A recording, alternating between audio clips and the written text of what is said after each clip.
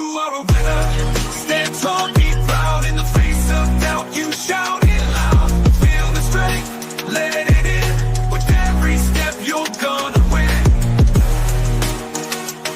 You are a winner. Feel no pain. You are a winner. Feel no pain. Yeah, I woke up feeling like a champion. Every move I make, I got the stamina. Eyes on the prize, never lose sight. Grinding every day, pushing through the night. Got the fire in my soul, never back down. In the ring of life, I'm the one with the crown. Sweat and tears, yeah, I paid the cost. Every battle fought, I'm never lost. Hit the floor, feel the winner. Stand tall, be proud in the face of doubt. You shout it loud. Feel the strength, let it in. With every step, you're gonna win. Every challenge met, every goal in sight. In the gym, on the grind, it's a warrior's fight. From the bottom to the top, yeah, I've been there. With the heart of a lion, I face the dare. No fear, no limits, just pure drive. In the race of life, I'm alive. With every push, with every strain, I'm a winner, feel the gain. Hit the floor, feel the power. In this moment, it's our hour. Rise above, break the chain. You're a winner, feel no pain. You are a winner. Stand tall, be proud in the face of doubt. You shout it loud. Feel the strength, let it in. With every step, you're gonna win. In this moment, own your name. You are a winner in this game. You are a winner. Stand tall, be proud in the face of doubt. You shout it loud. Feel the strength, let it in. With every step, you're gonna win.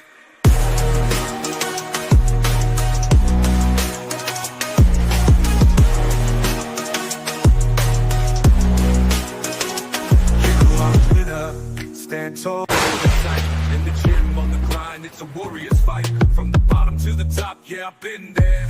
With the heart of a lion, I face the dare. No fear, no limits, just pure drive. In the race of life, I'm alive. With every push, with every strain, I'm a winner, feel the gain. In the mirror, what do you see? Out in the face of doubt, you shout it loud. Feel the strength, let it in. With every step, you're gonna win.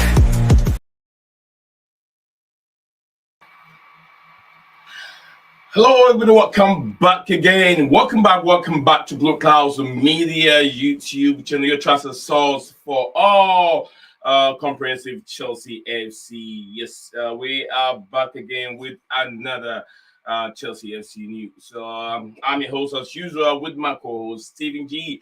Yes, Nizayon is right here. We are back again. Like you said, Stephen G is right there. You see him in a bit. We're very, very sorry and apologize for a few inconsistencies in our production over here.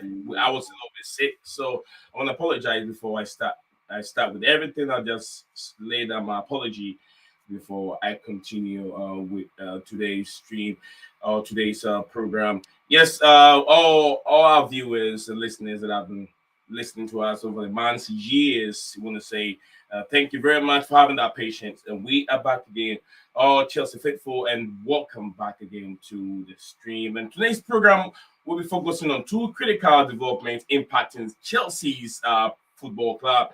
A protest is being planned by proper Chelsea fans scheduled for 25th February.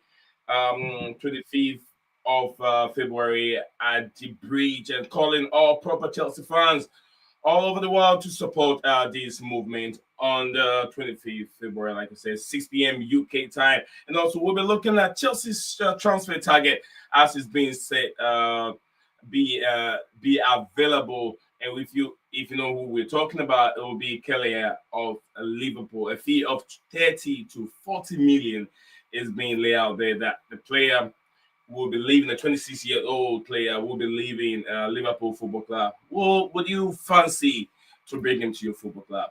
Let me know in the comment section below as time goes on. And also, it will be taking all your questions and any other comment regarding today's stream. Do me a favor, put it in the comment section below, and I'll take my time to read it. If any question, also we'll take our time to give you an answer that probably will suit you. So whichever it is, welcome back again one more time. So stick with us, do not go anywhere. BlueClouds Media and Stephen G. We are back and on the show again. So we'll be right back in just a second.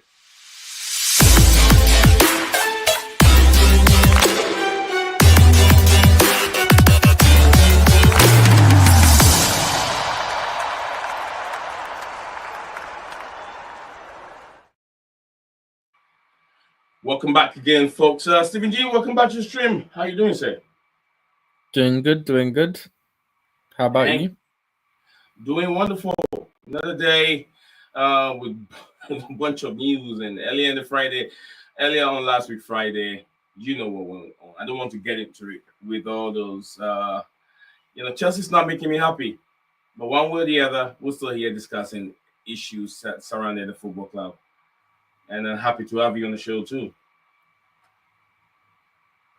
Yeah, we won't touch on what happened because obviously that's in the past. There's no point in touching on it at this point. We're like 3 days down the line. But at the end of the day, it's annoying, but there's always the next game. There's always the next game to correct the mistakes and get the result. So have to see what happens on Saturday against Villa now. Exactly.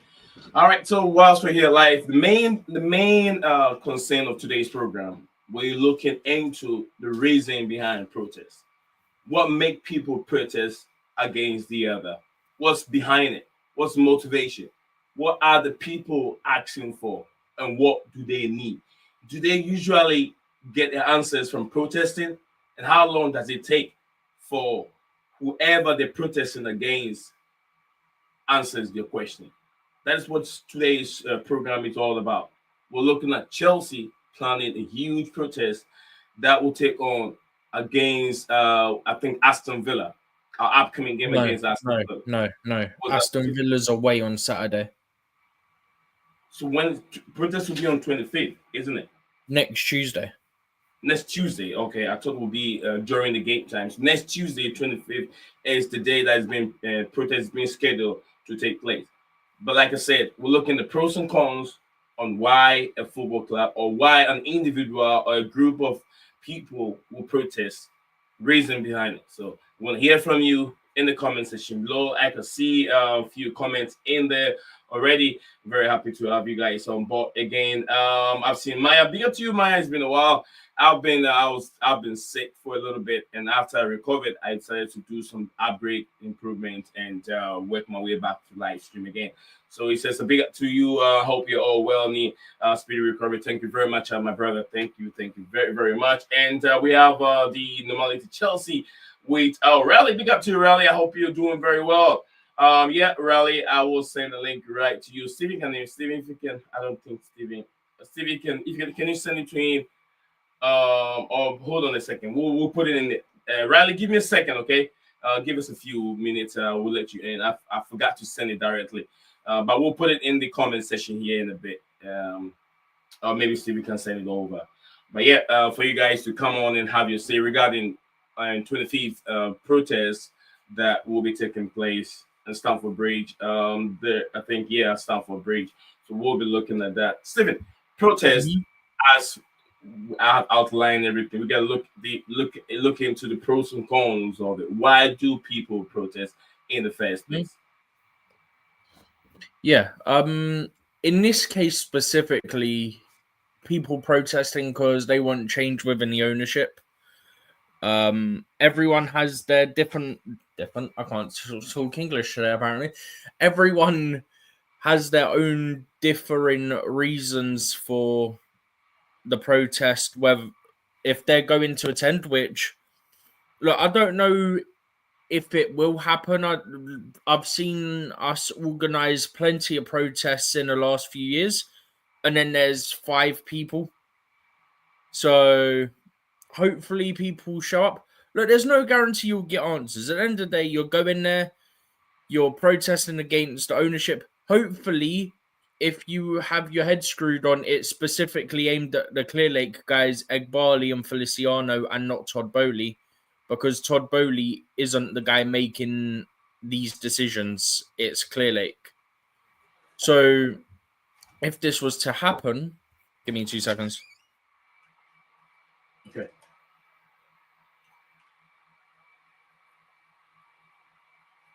All right, tell guys if you're listening to us live, we're trying to break things down on why our Chelsea protested. Yeah, How sorry can- about that, bro. Go ahead, sir. Yeah. Yeah, hopefully it's aimed at Clear Lake. I see a lot of the people that are sharing it are making a point of it being Clear Lake. But hopefully there are numbers there. There's no guarantee that you'll get what you want, because at the end of the day, everyone has their own thing that they want out of this. Me personally, I'm going to go and see if anything's happening. If the protest does happen, I'll try and speak to some people, see what their reasoning is for going, to hopefully see if they'll be open to giving comments that we can use on the channel. If this protest goes ahead, if I get there on time to see it, witness it, if there's people, if there's not, whatever, right? For me, if the protest is big enough, it has to be aimed at Clear Lake specifically. Clear Lake are the issue. Clear Lake are the ones that only want young players. Clear Lake are the ones that don't want to bring experience in, unless they're on a free, as we saw with Tosin. It seems like they're okay getting experience, but only on free transfers. Yeah? That's the issue. That's a problem, because you're not always going to get experience through free transfers that's quality. Tosin, I think, is quite good. I've got no issues with Tosin. Yeah? But in general, there's not always a lot of quality when it comes to free agents. But if this does happen, it's going to be at Stamford Bridge, 6 p.m. That's 2 hours, 15 minutes before kickoff. I don't actually agree with the timing of it. I think it should be slightly later. 6 p.m. isn't a good time to start it, because people will still be at work or traveling from work to the ground. That's 6 p.m. Yeah.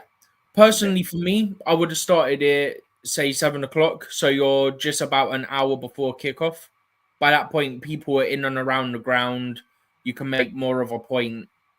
So for me, that would have been ideal timing, or 7:15, 6:30, something like that. But 6 o'clock, I think, is too early. But hopefully people show up. Hopefully they make their message clear. For me, I need Todd Bowley to buy Clear Lake out, and I need Todd Bowley to have the power.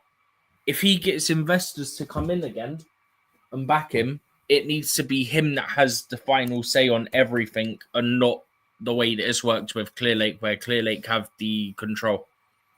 That's the big issue. Alternatively, if Clear Lake don't leave, don't sell up, if Bowley was to put an offer in, Clear Lake have to take it to their investors, because they're private equity. So if he puts an offer in, they have to take it to their investors. Yeah? Alternatively, change the model. Either sell up to Bowley or change your model, because the model's not working. One of the things that have done it. Mm-hmm. They're the two options for me. You either sell up or you change your model. The model isn't working. Like, suck it up. Take the hit on your ego, especially Agbali, Mr. Egghead Ego Man, yeah? Take the hit on your ego. It's not that deep. If you change it and you start bringing more experience rather than just youngsters, and things start to turn around, yeah, you'll get success. Success brings more money, yeah? Not only that, but if you change the model and then the change is successful, and what happens is you start to win trophies after you change the model, the fans will get off your back. That's what you ultimately want if you're Clear Lake. You want the fans off your back. Doing one of these two things, you either sell up so you don't have the pressure, or, as I've said, change your model. Because if you change your model, crowd noise quietens down if you start to get success. Alternatively, if you still don't have success, at least you've tried to change it to see how that works. Do you get what I mean? Like, realistically, we're calling out for change because the model's not working. Yeah? Ideally, it's they leave and they sell up to Bowley. In my opinion, that's the ideal option. Alternatively, you change your model. If you change the model, yeah, then in my mind, if you change the model, I then cannot give you stick for it not working out because you've made that effort to change it. If it then doesn't work, okay, you've made the change, you've tried to change it, you realize your mistake. Yeah? But if you don't change your model and you don't sell up, there's got to be more crowd noise, there's got to be more backlash, there's got to be more protests. Bro, I'm getting messages from people who aren't even on Twitter, like my granddad, yeah, talking about the ownership and how people organizing protests. Bro, he don't see all this stuff. He hears it through other people. Even he's heard about it. This is the thing for me now. For this protest to be big, yeah, and anyone that's here that's going to the game, go if you wish. You don't have to. It's up to you. It's your opinion. It's your decision. Yeah? But make sure if you are going, in order for this protest to at least have a voice, for it to have a voice in the sense that it's big enough that it gets recognized by the media and by the club themselves and by Egbali, the key individual in this whole protest situation, yeah? Share it in WhatsApp groups, Facebook groups, everything, so that people who aren't on Twitter see about it. That's how you get it bigger. It has to be shared to people who don't have social media platforms so that they can see what's happening and then they can make their decision if they're going to go as well. That's how much. 6 p.m. Bovril Gate, I think it is, Stamford Bridge, next Tuesday. Exactly. Thank you very much, Stephen G, joining us and giving us his opinion and what he feel like it need to be changed. We're gonna narrow the whole thing down in the protest because protesting is never a bad thing. Like I said, protesting can be Peaceful a protest is powerful never a way. bad thing. Peaceful protest. Peaceful protesting is never a bad thing. Like I said, it is a form of a protesting that can be a powerful way of advocating for change, raise awareness, and inspire social movement, which is the main concern of Chelsea Football Club. They want to change. But I want to narrow this. Guys, thank you very much for joining us on the show. And I've seen all of you. I see the comments keep coming in. Keep it coming. Did yourself, Maya, and also Tyrone. Sorry for very much. I've seen your comments in there. I hope everything goes on very well. Yes, there is a lot going on in various homes. So I wish everyone the strength and the courage to keep going. Never look back, but keep going and be strong. And DJ Sub, thank you very much also for checking on me over the time. We were able to talk for a little bit. And I was down for 2 weeks, very, very down with flu here. The coldness that goes with you, it attacks your lungs where you can't do nothing. You cannot do nothing. I was a bit stubborn for about a week, thinking I can get better with home natural remedies and medicines from home. But it looks like those medicines that I was taking, the flu is way stronger than that. It cannot keep me up. So what it does is it keeps me up for about 3 hours. I think I'm better. Then within and 3 hours time, I'm down again with fever over 100, 101, 102, something like that. So then I said, no, after a week, I got to go to the hospital and then get checked. That's how I started feeling better 3 days time. And after that, I said, let me do some updates in the studio, as you guys can see. So there is hard work put it in here. But big up to, I think, Uzuma. I'm sure the name is Uzuma, right? Uzuma, thank you very much for joining us here on the show. He says the blue core out. DJ Sub also joining us. He says we'll be at the game after the protest from DJ. Maya said my condolence to Ty, my prayers to you too. Ty, big up to you, Ty. I hope that you keep strong. Sorry to hear that knee. February is a peak month for flu season. Absolutely. Absolutely. A lot of it is going on here. DJ said, big up to you, Nee and Steven. So happy this protest is happening. I will be there. I want to see many people will turn up. We need thousands, not hundreds, according to DJ. DJ said, big up to Ty, Maya, and everyone here in the chat. Big up to Rally Talent, everyone joining us. To Maya said, Egg Valley out. We've seen enough. 4 windows and no trophy and improvement in terms of, and that's a lot going on here. Absolutely. Keep it coming. It's here soon. I got just about 10 more minutes. I will drop the link, and I want you guys to come on and have you say, name me for a while. Name me, I'm right here. I told you I'll be live today. Absolutely, I will be live, and I did. Sister, I'm ready to come on. Okay, don't worry. I'll send the link here in a second. But let's narrow this down to the protest. Why and what really needed. And I've said it. I've wrote some few things down. Look, if Chelsea fans are thinking of these ownership, let's be realistic. Protests can be done. Healthy protests. Signal can be sent out to the owners that the fans, the stakeholders who are the main stakeholders of this football club are not happy with the activities going on at the football club. They need change. This is a football club that is used to winning for the past 20 years. I know there's been some bad years back in the days, but those are passing back in the days. We're looking at now. These owners should not send us back what it used to be in the 60s or in the 50s. We want to see the football club continue its winning ways from few years ago. 4 years ago, Chelsea won the Champions League. These owners came in, and I'm not, like I said, sacking these owners is not going to happen. I want them out too. But we got to narrow things down. Look at the bigger picture. Realistically, these owners are not going anywhere. But what I'm saying is they have to be a little bit more flexible in their activities. The wages that they're giving out to players, they have to be a little bit more flexible. Whichever model it is, they have to change things a bit to get Chelsea going again. The kind of players they're bringing in, the age model also has to change. If it's only up to 26 and 21, whatever they're looking for, they have to add 27 to it.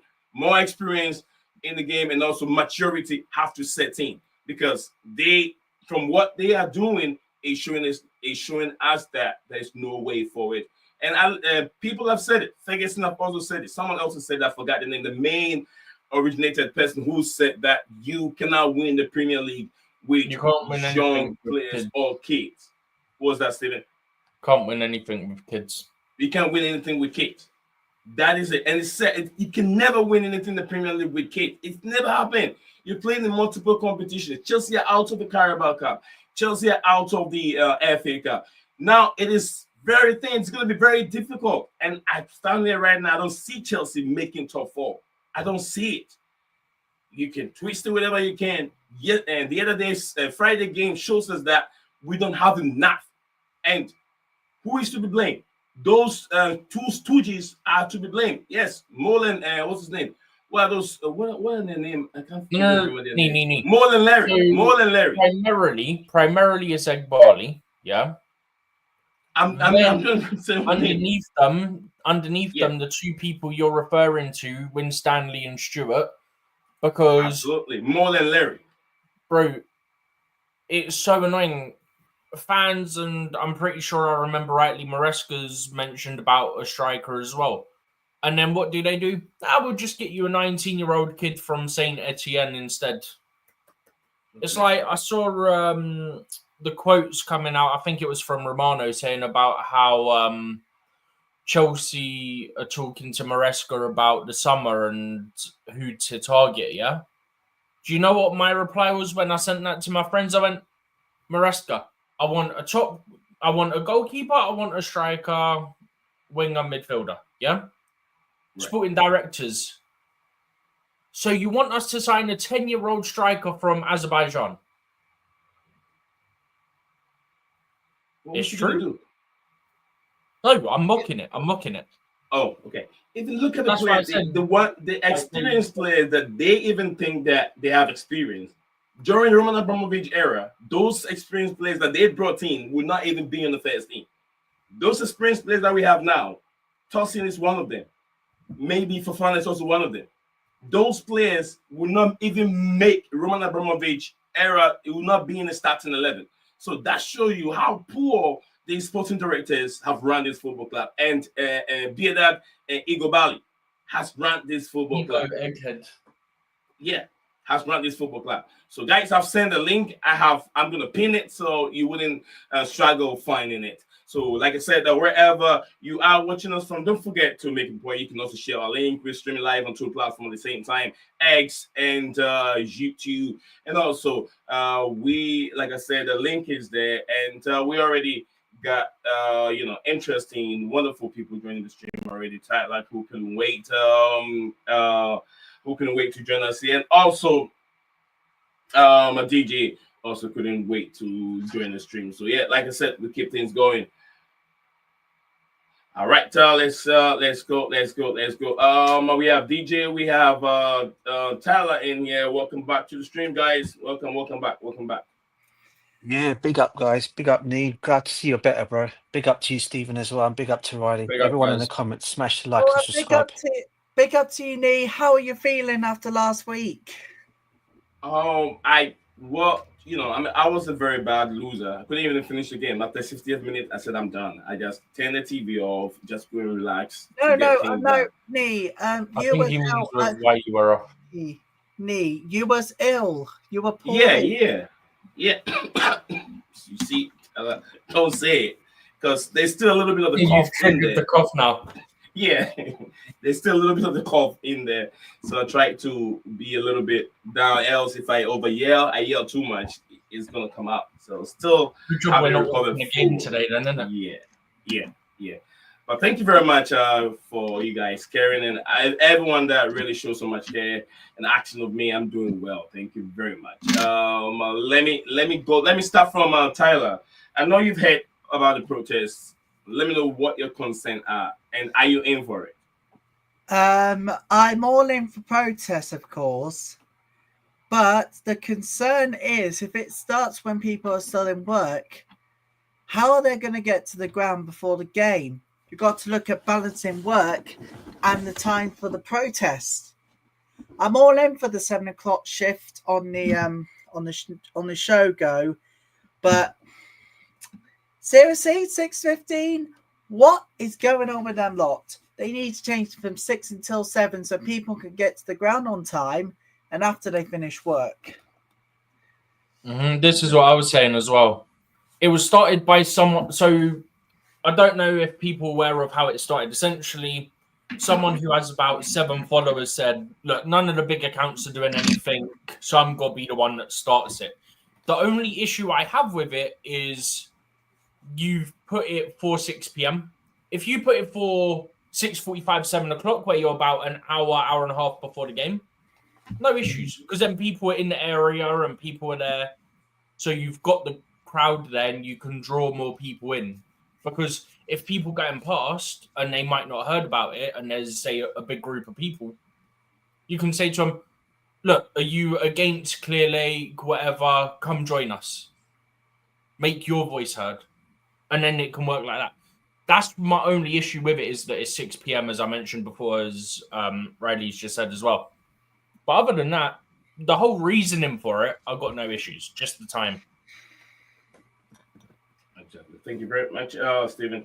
Let's go to DJ. DJ is frustrated. Yeah, I know.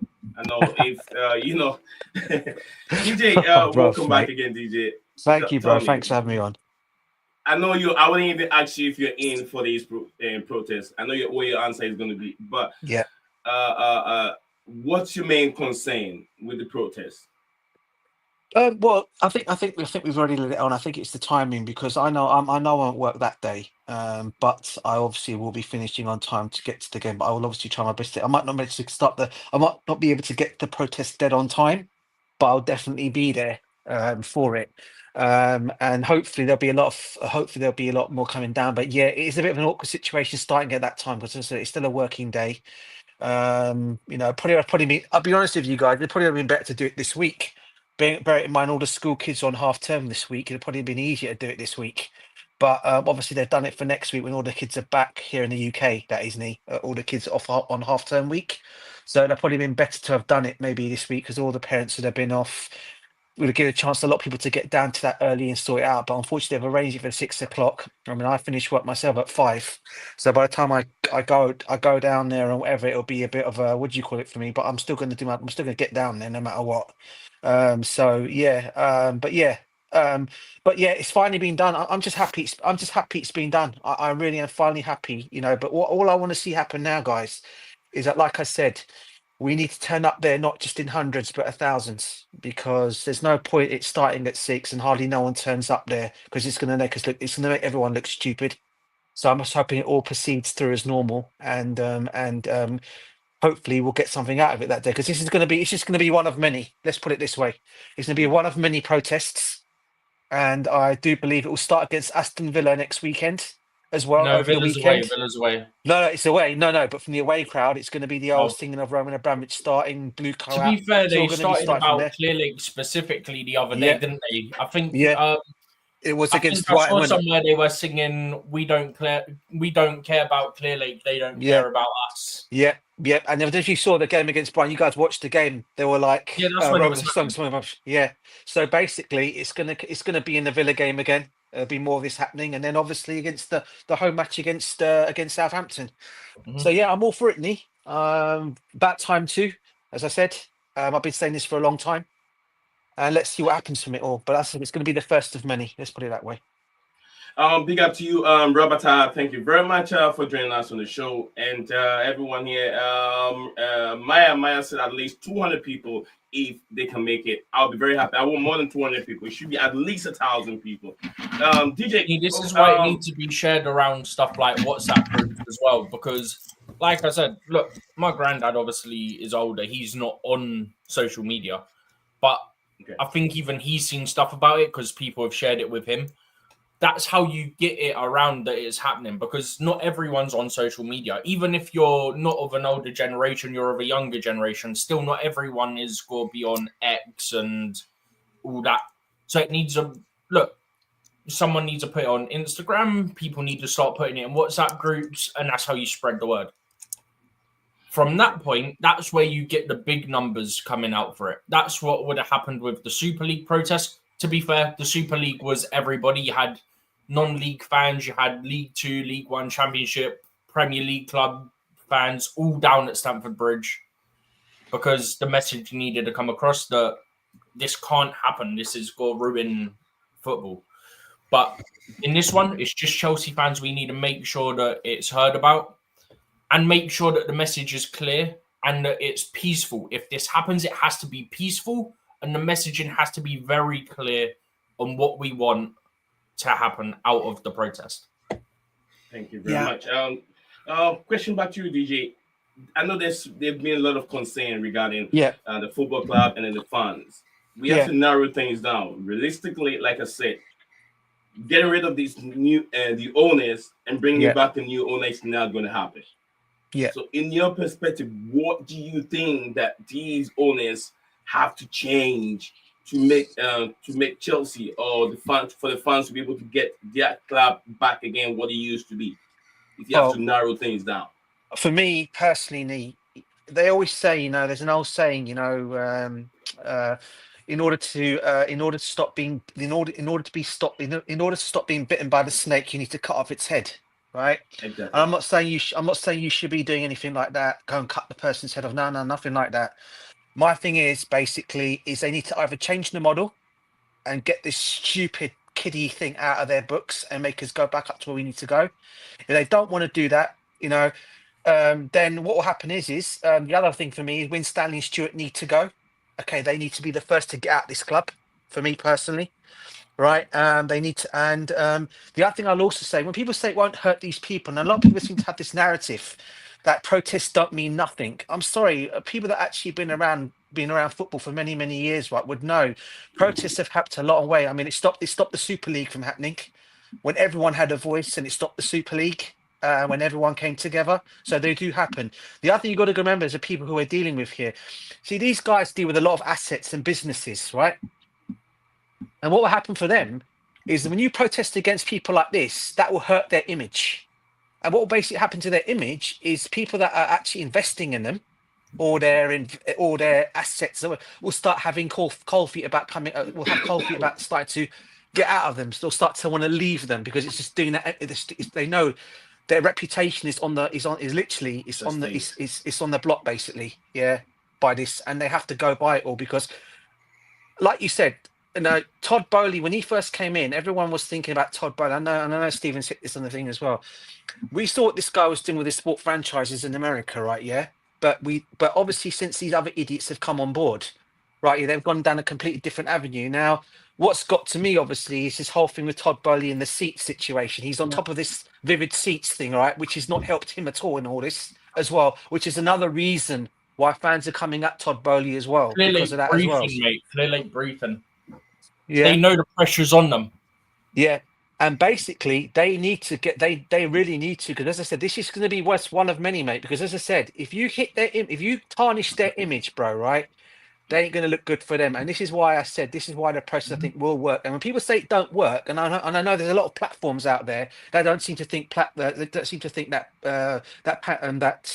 protesting don't mean nothing. It don't mean jack as far as they're concerned. Anyone that's actually seen how it's actually worked, it does actually work if you really want it to.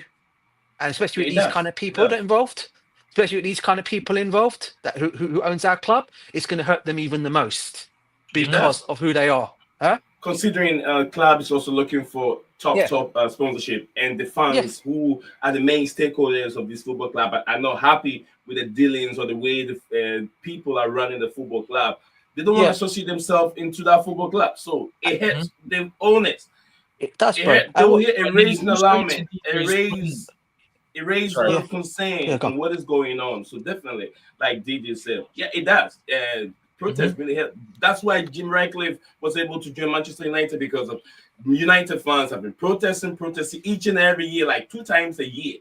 More than that. They get frustrated with it, or even more than that. Yeah. So they've stormed the pitch and everything. Let's not forget that they've stormed the pitch. United. They did. But bro. also need just quickly just because I want to add something. So I'll go DJ's saying about doing a protest with these kind of people, it will hurt them. That's why I held up what I quickly wrote out on a piece of paper. Clear Lake are a private equity firm. They literally use investors' money. Exactly, bro. Spot on. It's what I'm trying to say, bro. If Bowley can get investors from, say, Saudi, we know he's got connections in Saudi, and put down a profit, Clear Lake, not the company, but Egbali and Feliciano, have to then go to their investors and say, we've got this offer. That's what has to happen, because they are representing those people. They can't make that offer they can't accept or reject it on their behalf because it's not their money. I just want something to add to it as well, guys. Yeah, people seem to think that Blueco can't sell, right? I think people have got to take into consideration they can sell they can sell, I think, right? Because I'll tell you why, bro. Yeah, because what it is, if the club was, say, in debt before they bought the club, okay, then you can say no. But because Roman Abramovich made it debt free before he left Chelsea Football Club, okay, more or less now so he put that Glazer clause in place in the first place in case they ever tried to go down the avenue the Glazers done at United, taking money out of the thing, taking money out of the football club, making us go into debt. But Roman Abramovich made sure before he left that club, he made sure he cleared the 1.5 million debt. And all this thing about them saying we can't sell for 10 years, I think apart from Sky mentioning, I think once, I'd like to actually go back to the old profile or the actual what do you call it? I want to look for to actually state to me that it actually says that they can't sell for 10 years. Because I'd love to actually see that. Said it, but I don't. This is where there's the grey area. I think it's been reported by a lot of people in a lot of places. But this is the thing for me. Nowhere has it stated, while stating that they can't sell, nowhere has it stated they cannot sell their shares to each other. Nowhere was that stated. So I Yeah. think they can't sell externally from outside of the ownership for 10 years, but within the ownership. So if Bowley gets some funding from Saudi, put an offer down, I think that can happen. But if it's just Saudis randomly coming in with no connection or whatever, Yeah. wanting their own percentage, I think that's And where also the Blueco. can't sell for 10 years comes And in. also Blueco, guys, Blueco, who these guys have got all their equity under, all of the investors that are in there, all this consortium, right? All of them have got Blueco are the ones that own the car park, they own the ladies' team, they own the 2 hotels, and so on, right? Yeah. So at the end of the day, it's all with Blueco. Blueco are the ones that can actually sell if an offer was to come in on the table for them. It's the But it's holding whether they want to company, right? release. Yeah, that's right. And it's whether they want to release that they could basically sell, but they can still keep hold of those assets. So they may decide, okay, we'll sell it to you, but we're going to keep we're going to keep the hotels, we're going to keep this, we're going to keep that. Or they may Or decide to sell the whole we'll lot sell together. you Chelsea, but we'll keep our share in Strasbourg. Yeah, there's the other option, bro. All right, thank you, guys. I know you're listening. You're listening. There's a lot of education going on here. Tyler, go ahead and before I go to the comment, then we'll be back again. Well, we've seen Spurs protesting before and after the game from about Levi. So basically, we need to do the same before and after the game. We need to protest against these sport directors, particularly Blueco. If the message is heard, we could see action. But if we don't take action now, this Chelsea team, well, apart from the ladies, of course, who's doing really well, it's going to go down. It's going to go down big time. And trust me, a warning shot now to Blueco. Watch out. We're coming for you. Take action now, or it's too late. All right, thank you very much, Tyler, for that. I mean, with Tottenham Hotspur, bloody hell, man. The protesting that they have at the football club doesn't even make sense because Daniel Levy is not their problem. There's a difference. The difference is that their supporter groups were the organizers. I think that's the difference.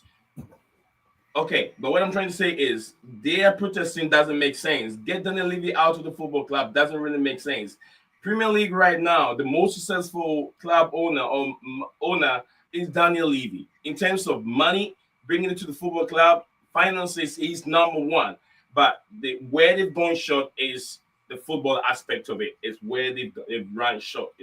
Joe Louis is the problem, not Daniel Levy. Daniel Levy have done the best with entertainment and everything, facilities, what top class facilities that you can ask for in the football club. Tottenham Hotspur have it. And he's not a problem. It is Joe Louis, and there's so many things even behind that Joe Louis problem right now. But we'll get into that later aspect of the show. I want to love you forever. Big up to you. Big up to the queen of the channel. Absolutely. She's a big up Zion and everyone in the panel. Welcome everyone in the chat. I love the new look and the setup, Nizam. Thank you very, very much. You guys make this possible for me. Always, seeing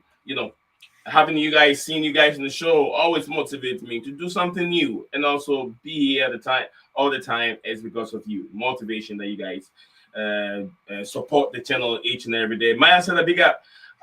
Club, get our club back, lads. Let's get our club back. Coolest Charles, big up to you, my brother. Hope you're doing very well. All right, he said, big up everyone, big up everything.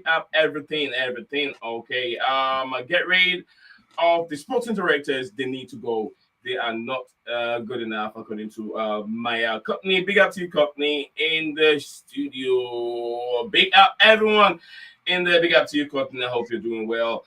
Maya said, big up to Tobago. He said, the coolest just said they need to change how they sign players. We can't keep on getting kids. Absolutely true. Kids cannot take us to the next level. Nehemiah said, Obi Mikel, I disagree with him. I'm not so sure what he said. Oh, he started talking again. He started talking. I ignored it. He changes his mind every 2 months. If Chelsea go on a win streak of 5 games, he's got to go, this is the greatest ownership we could have got. Yeah. He's done that once already. And he was called out. See, now people don't understand why I don't like John Obi Mikel. I don't want to have anything to do with John Obi Mikel. One of these reasons, he's flip flop. He's just like what's his name? Tory Jennings. He's just like Tory Jennings. Oh Guys, my God! Don't get me I'm started on calling that Troy guy. Jennings for a reason. He's just like Troy Jennings. Oh, Every my week days. they have a good manager. Mauricio Pochettino can be the best manager for Chelsea. Then the following week he can be the worst manager Chelsea have ever brought to the football club. That's how he is. He just up and down, flip flop. John Obi Mikel. He looks when he's looking for favor, he just get close to Egbali, trying to have a field conversation. If they don't listen to him, he goes to Obi Mikel's green platform and then throw them under the bus. That's how he is.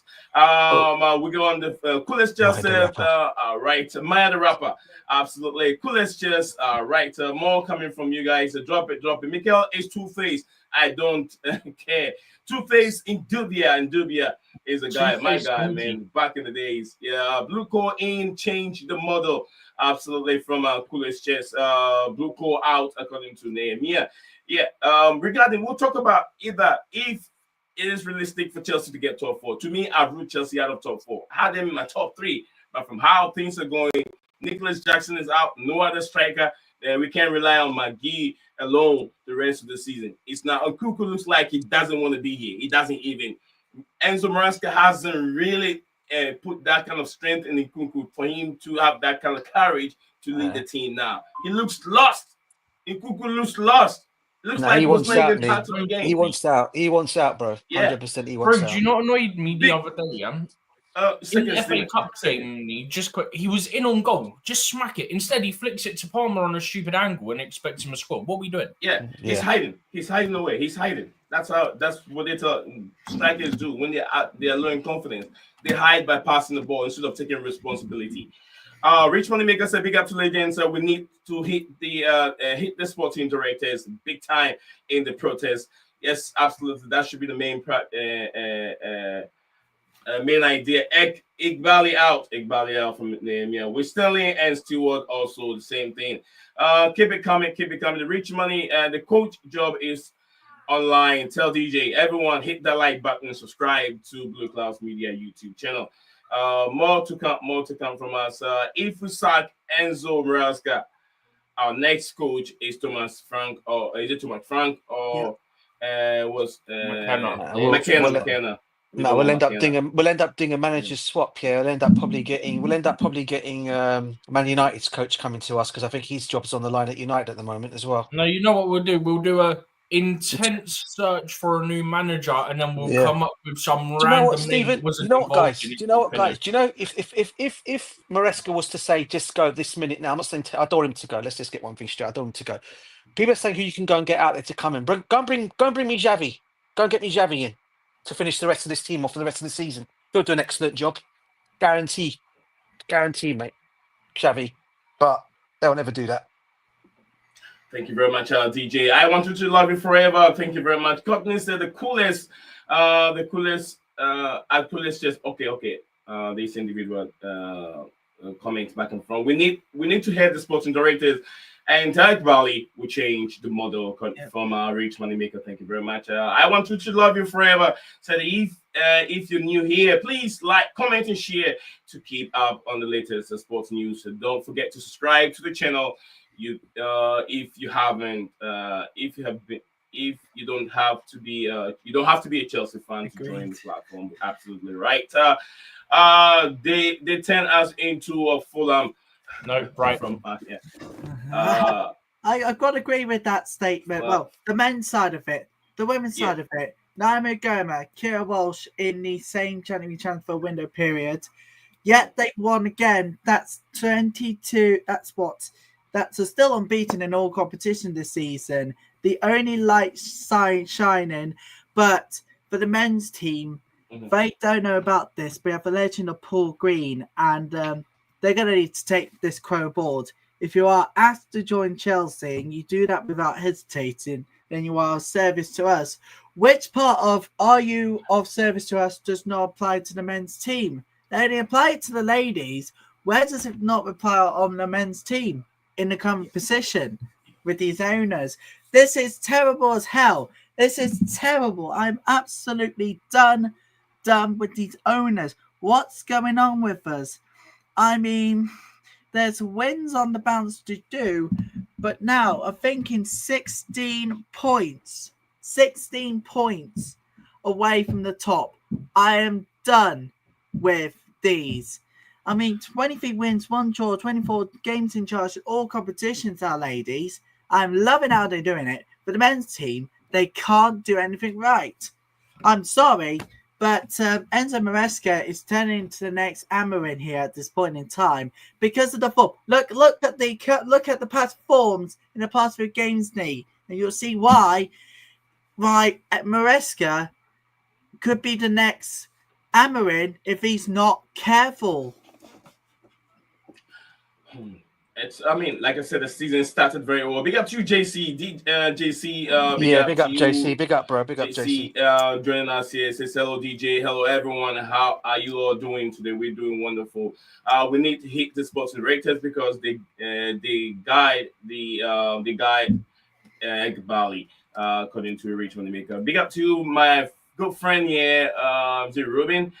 Yeah, he says blue call out. The only solution is Roman, according to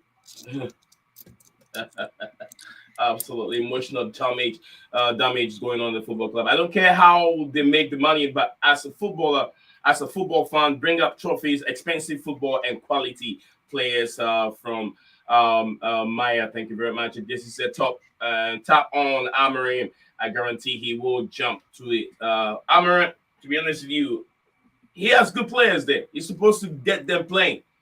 He has good players on the pitch. It's all about the tools. He's got tools to work with. Just like Enzo Maresca. They've got tools. Although they're asking for certain players to beef up the squad, they still got players on the pitch.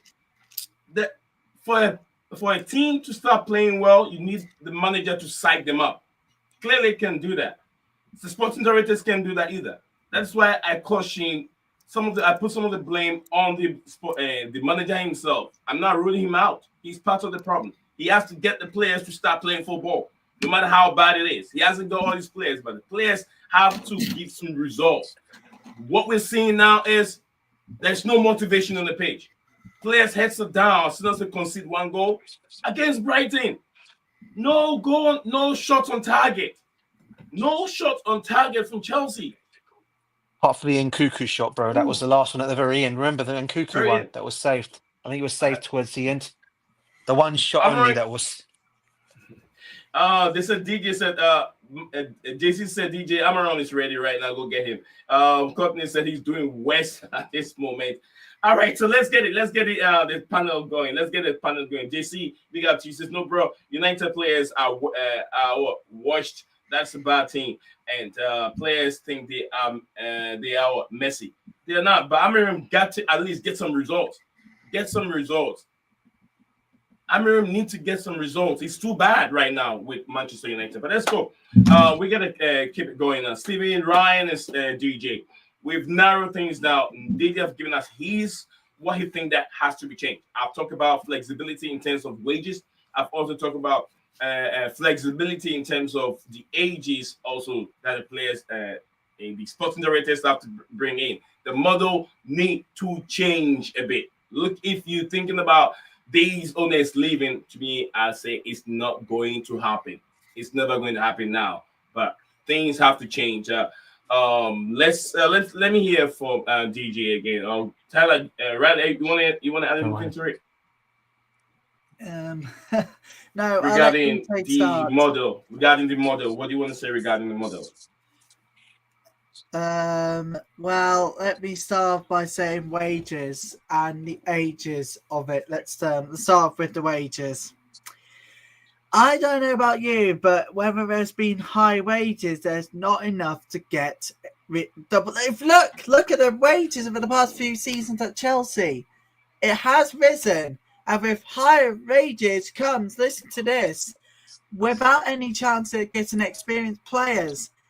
And the trouble is that if we don't get experienced players, that's because we spend the money on wages every damn time.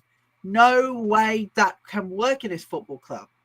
Now we can go on to the ages. I don't know about the youth side coming into the Premier League side. They have not got experience. The problem at Chelsea, I don't know about Maresca being the problem at Chelsea, but it's mainly the mentality from the players. Absolute terrible form we've been in right from the first to the final whistle, and terribly on Friday night against Brighton, exhaustingly bad. I want to see improvements to the manager. Otherwise, he's going to be held accountable and can get out of this club. He is done. He is done in this club. Like I said, to get these players playing better, has to be motivation from the manager. The manager has to psych them up. DJ, what do you think? No, listen, I agree, Nee. I mean, manager does need to suck up the players as well to get them to go out there. But at the same time, I'll also look at the fact that the players, I personally think, Brian, and this is not a what you got, but you still have to play for your club week in, week out because you're still being paid the wages, right? I just think ever since Maresca's come out with we're not going to challenge for a trophy, we're not going to be doing that. If you noticed it, bro, up until Christmas time, we were second place, right? We were 40 at one point. We were 12 points ahead of Newcastle in the league. At one point, how the hell have we just dropped off? After I know Christmas is a bad time. We've said it. Me and Stephen said this already on here. Christmas, we always seem to play in crap, but that now should have passed by now. But I think it hasn't helped that the manager's actually come out himself and said, "Oh well, I've been told when I came to the football club that top four's not a priority. Winning is not a priority. Just improve to what we did last season." Well, improve to me means you finish in the top four. You finish sixth. So what is improvement? One place, you finish fifth. Is that the improvement we're looking at here now? I mean, this club should be in the Champions League. This club should be every year fighting for trophies. This club should be competing at the highest level on all fronts. But for whatever reason or another, this has just hasn't been the case. And for me, look, at the end of the day, right, these owners have got a lot to change with this protest. And as I said, when it does happen, we said about wages. It's funny how the PR stunt came out after we lost to Brighton on Friday. I said to my dad after the game, I said, I bet you watch out on Saturday, right? Rather than talking about the game, there's going to be a play that's going to be linked with Chelsea, and all of a sudden, the club are going to go. This. I said it as well. And whose turn was it? Nico Williams. And apparently, they're going to break the wage. That happened today as well, by the way. Team. Huh? Yeah. I saw Lincoln today as well. Yeah, and they're going to break the wage structure. And all of a sudden, they're going to break the wage structure to get. Isn't he on 350 grand already? Yeah. And apparently, they're willing to go down to that avenue of getting into the football club. Really?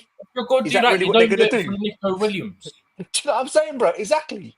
That's the PR stunt, mate. And again, all the fans out there that are following, it'd be something stupid like, we'll lose, and then it'd be like, to cover the cracks. After the game, I said tomorrow it'd be breaking news: Chelsea trying to get a pre-agreement deal for the summer done for Delap or Gyökeres.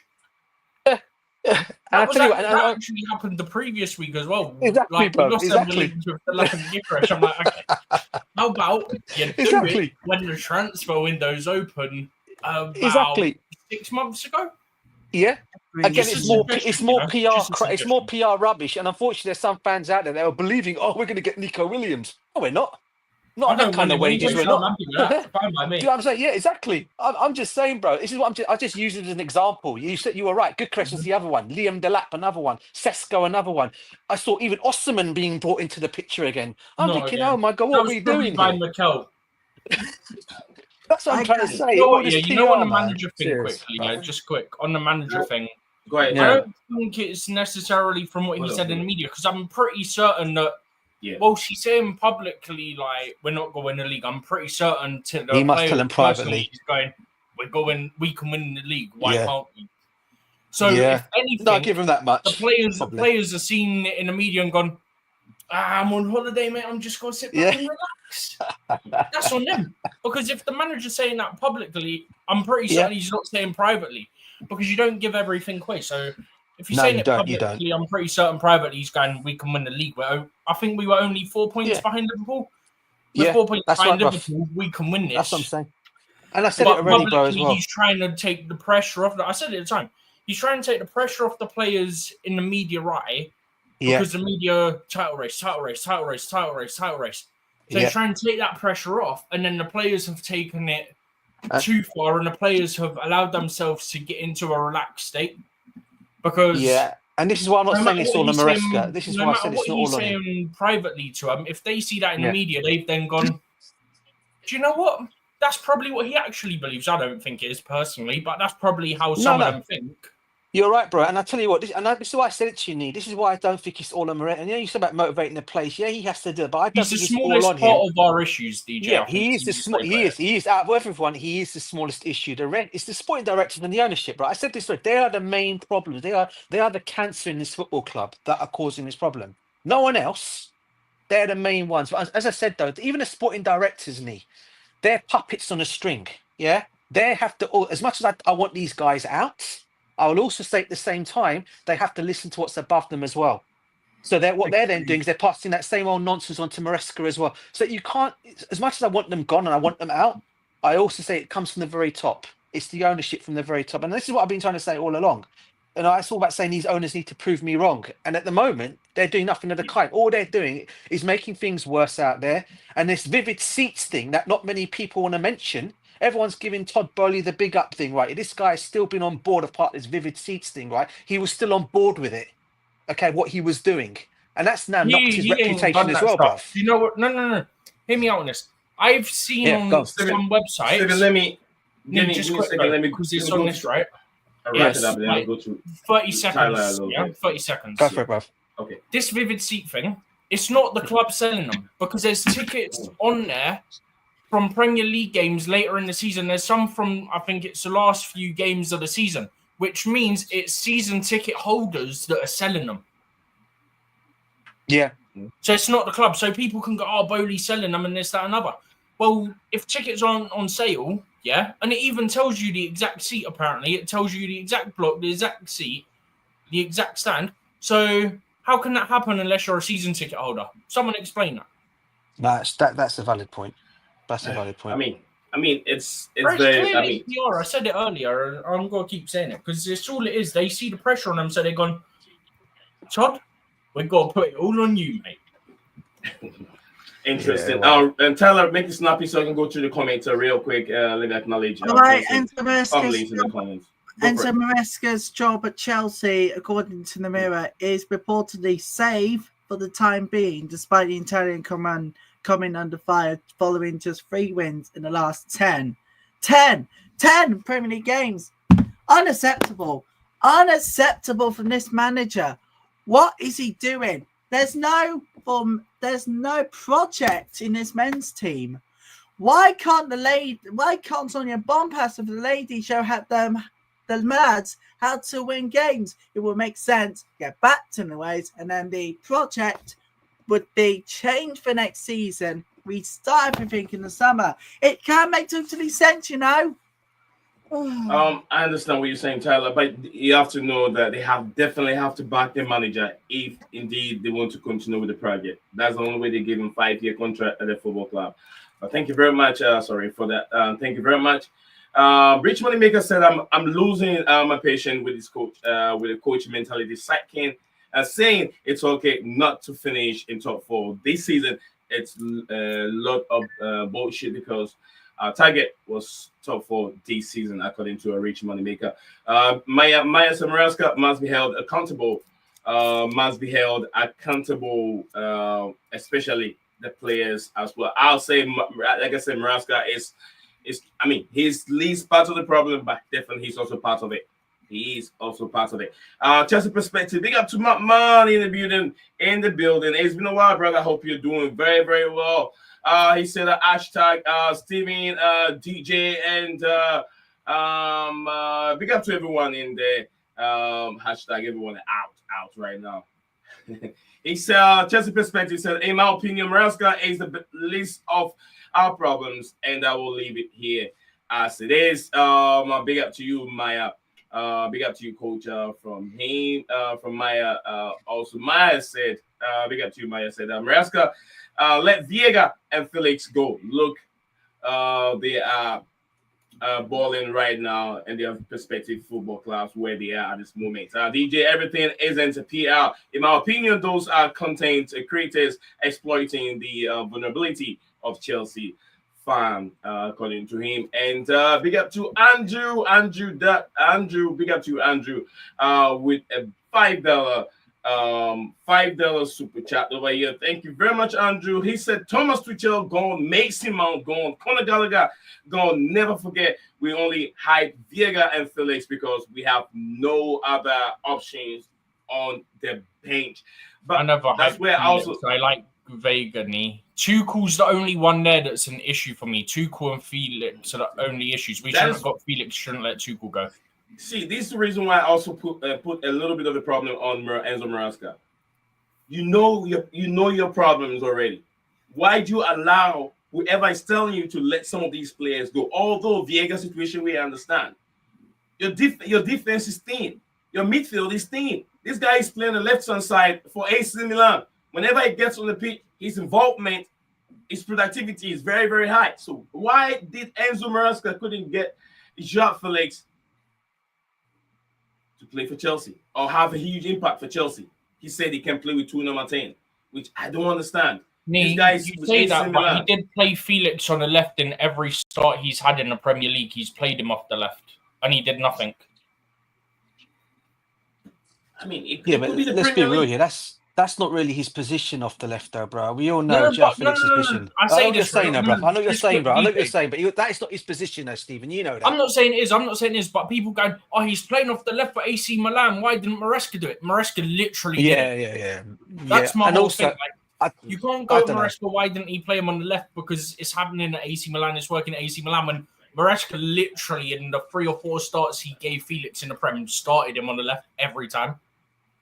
Guys, literally tried it. I get you both. No, listen. No, I'm not saying you. I'm saying generally, bro. How I look at it, right? With our situation in January, mate. If he knew, right, that we were not going to sign any players in January, right, regardless, as I said this already before, okay, and I want to say it again. Regardless of how a player may feel, they might want to get out, they might want to leave because they're not playing first team football, whatever you want to call it, right? The bottom line is this, if we're not signing any players, okay, then you do everything in your power to tell these. I don't care if you want to leave. We need you here because we're still challenging for the FA Cup. We're still trying to challenge for the Conference Cup, which we've got to win, by the way. Okay, and also we're still gonna. Well, the players are being told privately we still want to get top 4. Right. So what you do is you keep those players that you know, because especially if you know you're not going to replace them, right? And we saw against Brighton on Friday how thin we were on Friday, guys. Did you see our bench on Friday? Apart from Reece James and who's the other one? Reece James, Sanchez, and Champong were like the only players that have had minutes. And I'm like looking at the rest of it, and I'm thinking, what else? What are we going to do here? And look again, he had nothing on that bench to help him out that day. And this is why I said some of the blame has to go on Maresca a little bit because but then even if he does say to people like, "I don't want you to leave," we know what these sporting directors and Egbali are like. They'll probably go, well, that's the problem, your opinion don't matter to us. F you, we're doing it anyway. That's the problem, you see. And this is what I'm trying to say, bro. This is why I said all along, right? I know I get that. But if Maresca had a bit of a voice, he'd say, look, I need these guys to help us for the rest of the season, especially if you're not signing any players. What do they go and do? They go and sign some 19-year-old kid from St. Etienne. What's he going to do? He's not even probably going to get even first team football at our place. To be fair. Huh? Do you not make me laugh about that the other day, Bear in mind, he signed on deadline day. Since then, we've played one game, which was Brighton in the FA Cup, The commentary the other day, they went, how have you pronounced his name on the bench? He hasn't made his debut yet. We've had one game. And then the game that was playing the other day. Both were against Brighton. How could he have made his debut? Oh, God. This is what I mean. Like, we talk about the media, Let's be sensible. The only game he was actually here for since he signed was the only game we've played, which was Brighton in the FA Cup. So, of course, he ain't made his debut. He'd signed for us 5 days before. Yeah, and I'll tell you another Honestly. one. Big up to Andrew Dang in the comments, by the way. Gallagher's is another miss in our team, by the way. I have to say that right Yeah. I now. don't mind that Start they with him in went. Look I at have the the issue strength. with who we Gallagher would have replaced him provided with. for the team. Yeah. If you think about it, that in the last reign of Poch's season, I think the last games when we were undefeated, it was through Gallagher and also through Caliber, who were playing brilliant for us while we got where we got in that game. And you dropped But do Enzo you know what? Fernandez in that game as well, huh? Yeah. I've got no Correct. issue with Gallagher going. I've got an issue with who replaced him in Felix. Because for me, No. realistically, what you could have done, you could have sold Gallagher. No issues with that, yeah? But instead of getting Felix, you go, Andre, you're going to have a role in our squad this season, and then you don't need to sign Felix, and you don't need to worry. Because Andre can play deeper, Andre can play more advanced, he can get into the box, he can stay deep, it don't matter, he can do both. Yeah. So there's your solution right there in front of you. And we went, we're going to loan you back to Strasbourg, sign Felix, then loan Felix in January, 6 months after we signed him, to potentially makes this sign whole him a thing further laugh. 6 months Yeah. later because we're geniuses. Well done. Yeah. Here's the thing. If I can come in quickly. Here's the. Yeah, I was going to let you in a second. Two things I let you. want to drop my opinion, and I'm sorry if I disagree with you. The truth remains, how I see things in life is, if we all agree. Hold on a second. Porchilla, why? Why this name? I was like, who is that? I don't want to butcher your name. Why this name? Say it in Africa. You're Ghanaian, you should know. Elila, Kochi Elila. So listen, what I want to say quickly, bro, if you don't mind. All right, go ahead. If we all agree, then something is definitely wrong. It simply means we don't think critically. I'm going to say two things here. One, the signing of Felix was just an opportunistic signing. It was Drewsbury Hall that was signed as the replacement of Gallagher. Another worse mistake. We got a chance to pick up Felix with the intent that, okay, even if it doesn't work out, we can sell him for a lot of money and make profit. But that's, by the way, here's where I want to come in. Felix, after joining AC Milan, came out and said he pushed to leave. He pushed to leave. The manager, even though he wasn't playing that much, the manager wanted to keep him. Renato Viega also pushed to leave. These are guys that are concerned about their places in their national teams. Even Enzo Maresca did say in one of his pressers, we want to keep Viega. We don't want to let him go. Then Viega pushed to leave. The club got angry at the time and said, okay, you know what? If you want to leave, we don't want you here anymore. Which was why at the time Chelsea said, you know what? We want to sell you on a permanent. It's not going to be on loan. Then he pushed for it to be just on loan. He's fighting for his place in the Portuguese national team. And in my opinion, if you ask me, I'd say I'd rather let a player that pushes to leave than to have a toxic dressing room. We've been there, done that a couple of seasons ago. The other thing I'll say on the other thing, you get my point now. The other thing I'll say on that, a player that wants to leave, but we were unlucky. And if you check the odds of two strikers getting injured in a single match, it's next to nothing. It was on deadline day. So again, we're more or less, Kuchila, we're talking about player power again, right? Yeah, no, we're not. Well, I wouldn't call it player power. Just like Pep Guardiola and every big name manager, if he senses that you're not committed, that you want to leave, if you push, they will give you time. Look at, for instance, the case of this guy that joined Atletico Madrid. What's his name? The Argentine international. Oh, I thought you meant manager. My bad. No. The Argentine player that left Man City for Atletico Madrid. I know the striker. I forgot. Julian Alvarez. Yeah. Pep really wanted to keep him. But Pep thought it was just media stuff until he found that the player wanted to leave. He had to let him go. So that's what managers do. As much as I know Maresca still has a long way to go, I'm all for letting a player that pushes to leave to go. Had it not been the fact that we've already let two players go, if he had the opportunity, I think he would have let Nkunku go too. But it's just that the squad already was too thin. That was why we was reluctant to let him go. So I don't blame anybody letting Felix go. He's come out and said, yeah, I pushed to leave Chelsea. And you could hear he's still speaking, actually. He doesn't want to come back anymore. Why would you keep such player? It's a risk. Who's this? Felix. Felix, yeah, in his case. Do you know what's funny? One of my mates said it to me, right? They said, I can find you the exact quotes from Felix from when he went to Barca to when he went to Chelsea to when he went to AC Milan, yeah? Pretty much it's almost word for word the exact same every single time. So there's a pattern to his behavior. So is it the club issue or is it a player No. issue is where you get? In my opinion, Steve, Felix has what I would call Mengai syndrome. What syndrome? Main man syndrome. Mengai. Yeah. I thought that's what you said. I was just checking. It didn't come through. Exactly. So What you mean? He wants to be the main. He wants to be the main guy, right? He wants to be the guy. Exactly. So he's a confident player, and believe me, I love Felix, and I believe Maresca could have done better with Felix, irrespective of what's happening right now. Felix knows his capabilities. He knows he's a good player, and he wants to be the main guy wherever he goes. And at Chelsea, that's not possible as long as what's his name? Palmer is still here.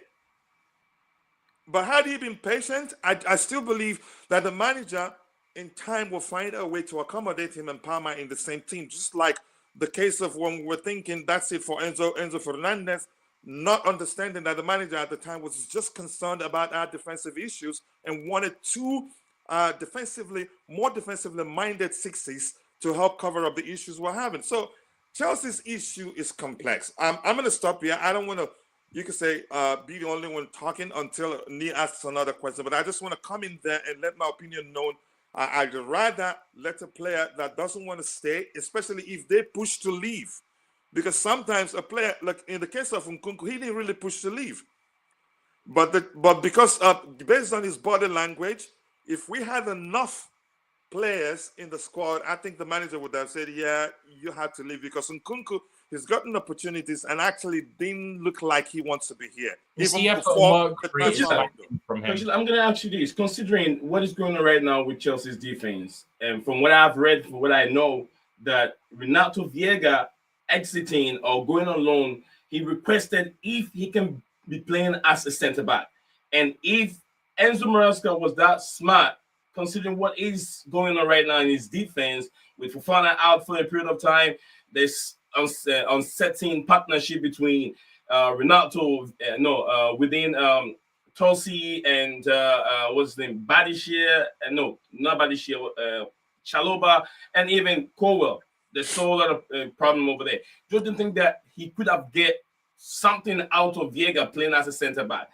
Okay, let me say this. He only wants to be centre back because before Viega joined us. Never that before, by the way. Viega joined us, he played the entire season as a DM for his former club. And left back. So now we signed him as a left back. But even before he came to Chelsea, we knew that he's a versatile player. We knew he can play as a left centre back, left back, and a DM. He's that good. Yeah. And I love him so much, I have to be honest with you. So now at Chelsea, chances are Maresca don't know him that well. I would not say Maresca isn't smart for not trying him in the centre back position. I think he once played in the centre back position in a cup game, and I think it was a league game. I want to say it was Everton. I think we played Kukre left back, him at centre back, and he was shaky. So I don't think it'd be right to blame the manager. So and then he realized that probably the manager isn't him getting the chance to play in the centre back position at Chelsea isn't going to be something that will be regular anytime soon. Maybe the manager had that in mind, but he wasn't patient enough. And I don't blame him. Players have the right to go where they get to play week in, week out. And in this case, I think everything started after the Portuguese national team coach played him as a centre-back. What would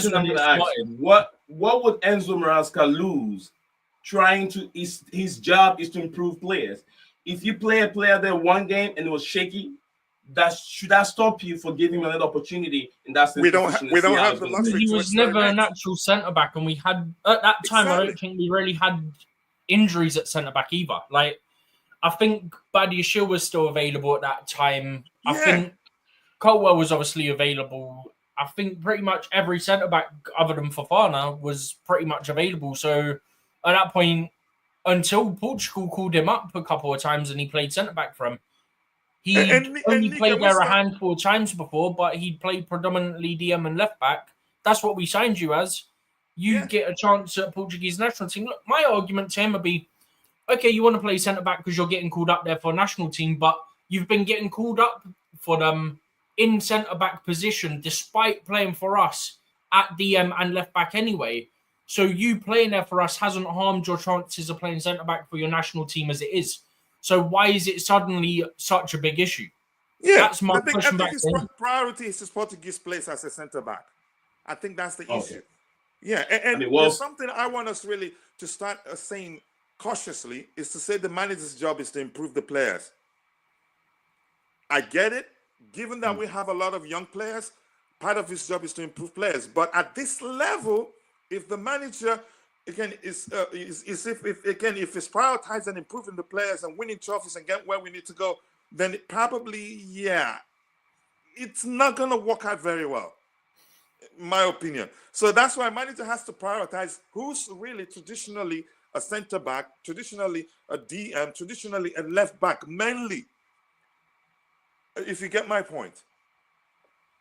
Mm-hmm. Okay.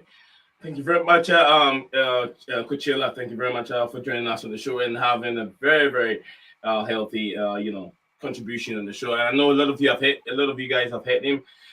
His side and DJ's side, Rally's side, Steven's side, and many more. But big up to you. I haven't got a chance to read more of your comments. Andrew, thank you very much for all your comments that I keep coming in. He wants almost everyone out of the football club. And Maya, big up to you. Maya, so remember Maraska punished some of the players and he selected his own 26-man squad. That was the squad he chose, plus the club boys too. The blame needs to go on Enzo Maraska as well.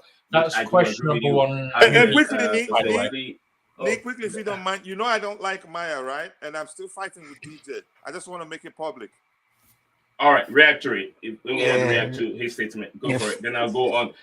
Andrew, thank you very much. Keep it coming, Andrew. Keep it coming. I'll take my time to read it for you. Go ahead, Kuchela, go ahead. No, I was saying, I'm still fighting with DJ. I just want to make it public. Oh, okay. Yeah, okay. and I don't like Maya at all. All right. I Andrew, don't like Coachella. He needs to Coachella out. Do you know what I'm saying? Andrew, big up to you. If you don't mind, if there's still time, I want to drop my 2 cents on the planned protest. I don't have anything against it, but I just want to make my opinion clear on that. Where Finally, I stand on that. Protest. Finally. Yeah, go on. Sorry.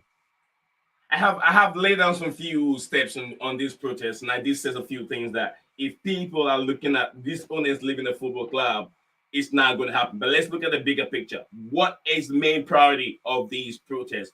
What do the fans want? They have to make that clear and say, we want this. If it's wage structure, lay down. If it's the model of kind of place they're bringing in, lay that down and direct that to the owners. And can we be realistic about wage? Can we be realistic about wage structure here? Football landscape from a financial perspective has changed. It doesn't matter how rich you are. You can't just spend because you have it. You get my point now. You cannot even Newcastle cannot even spend. And they are the richest club in the Premier League. They can't even spend. You can't. Newcastle was struggling, even though they're one of the richest. That we had to give them hall, the small hall, the left back hall, or left center midfield hall, on it, you could say just on a plan that ensures they're not going to overspend that particular season. Things have changed, and if, go ahead if you were still speaking. Sorry for cutting you off. When you allow me, I will give my 2 cents on the plan. Yeah. You go ahead. I'm done. I just outlined what I said from the beginning. Okay. So you can. Here's my point here. Go ahead. Here's my point here. Something I want to make clear first. The argument that the new owners, they're just here for profit and not to win, doesn't fly. It doesn't hold up. That don't make sense. No. Why? Definitely. And I'll explain why. You see, winning and profit don't exist independently. The other one cannot exist without the other one. You cannot make profit if you're not winning.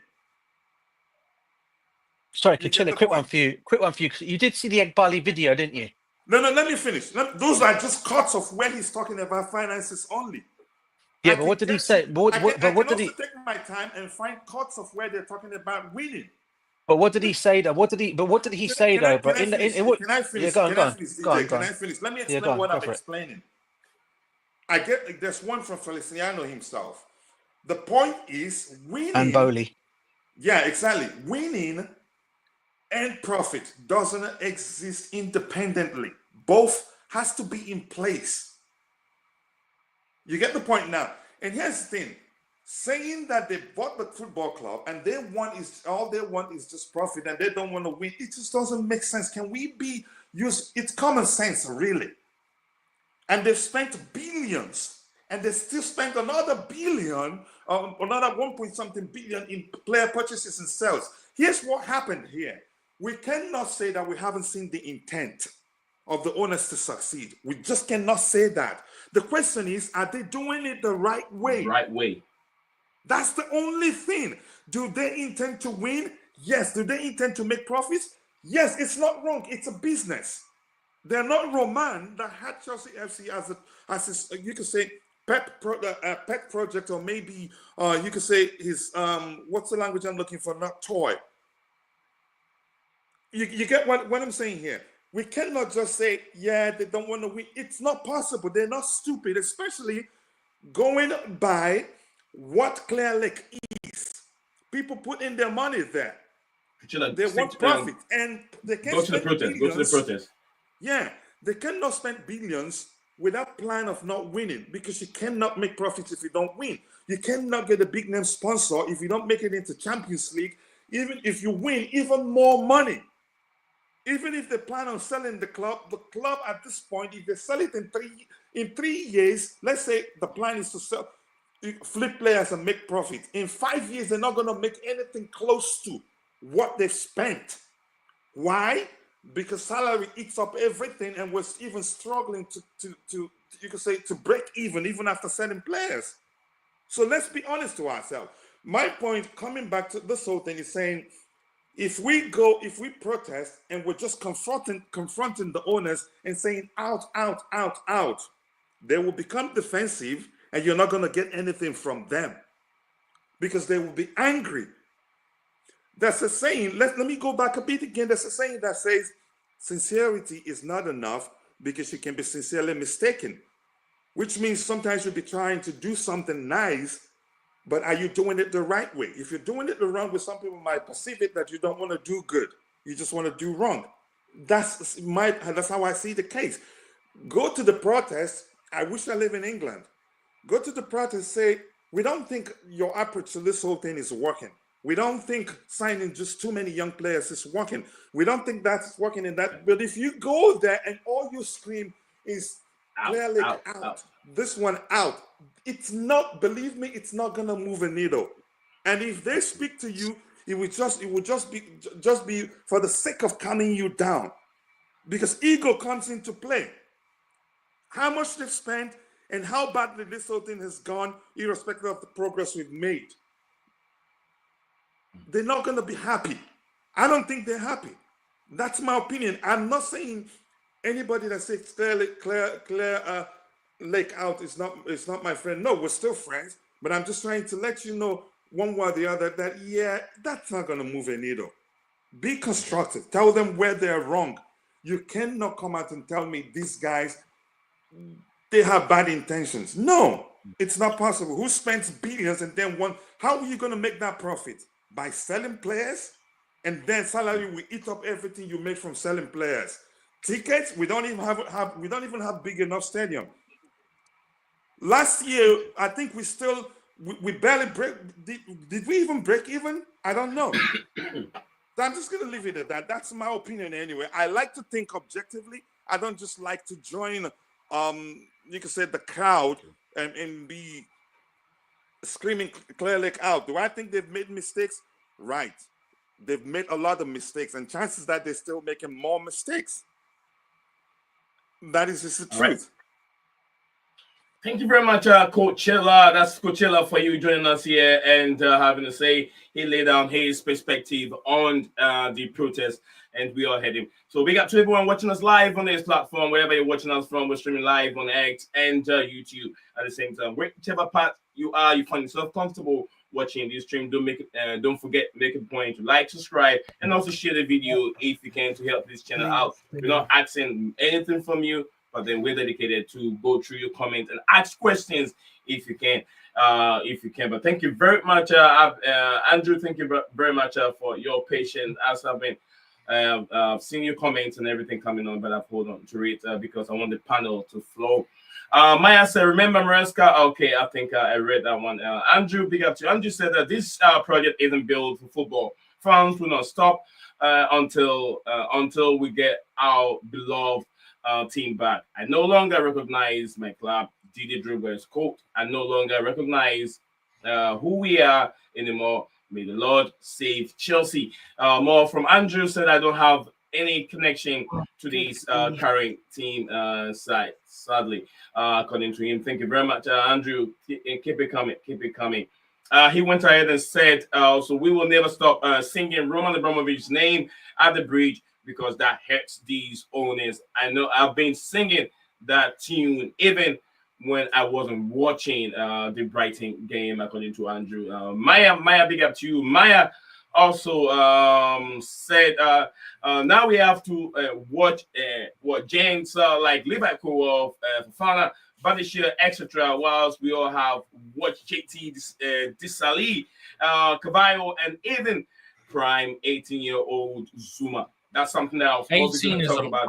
These owners also did wrong when they came in because I remember when JT was coming in, a rising star, young player, that age, he has the likes of Desai to look at too. The likes of would I say Emmanuel Frank Leboeuf, all these players, they were there and they helped JT to become that legend that he is for Chelsea Football Club. But these owners look otherwise. And I even had a discussion with Stephen yesterday about the reason why they should have even kept Thiago Silva for a season. And he gave me his reason that was so good. I said it was good that he left, but then for a bad reason. They should have kept him for another season. But they didn't replace him was the issue.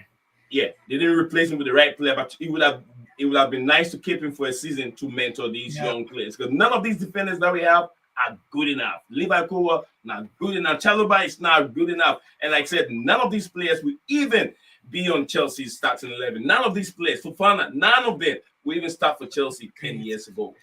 And when you see, just 2 seconds, when you see the thing I came up with, because you know the idea I had that I mentioned to you, when you see the players that I've mentioned, I think you'd be more happy with what I've come up with. Obviously, when it comes to that time, we'll explain the parameters of it. But with the centre backs that I've still got Colwell, Chalobah, I'll let you know that. But they're backups, they're not starters, yeah. But the ones I have as starters, I think you'd be fairly happy with. Definitely. I mean, there's something that we're gonna put together. So when the time comes, you all will know what exactly we are talking about. Maya said it's all love. Big up, brother from Maya. I think it's directly to Coachella over there. All right. More from our viewers and listeners out here. Company, big up to you. He said they can't spend like the way they can't spend like the way they want. But they spend on players that make sense. Absolutely. Coachella, Brighton makes a profit and don't win nothing. That's nonsense, according to Courtney over here. Steven, big up to Steven, I think Michaels, right? Steven Michaels, the hashtag trust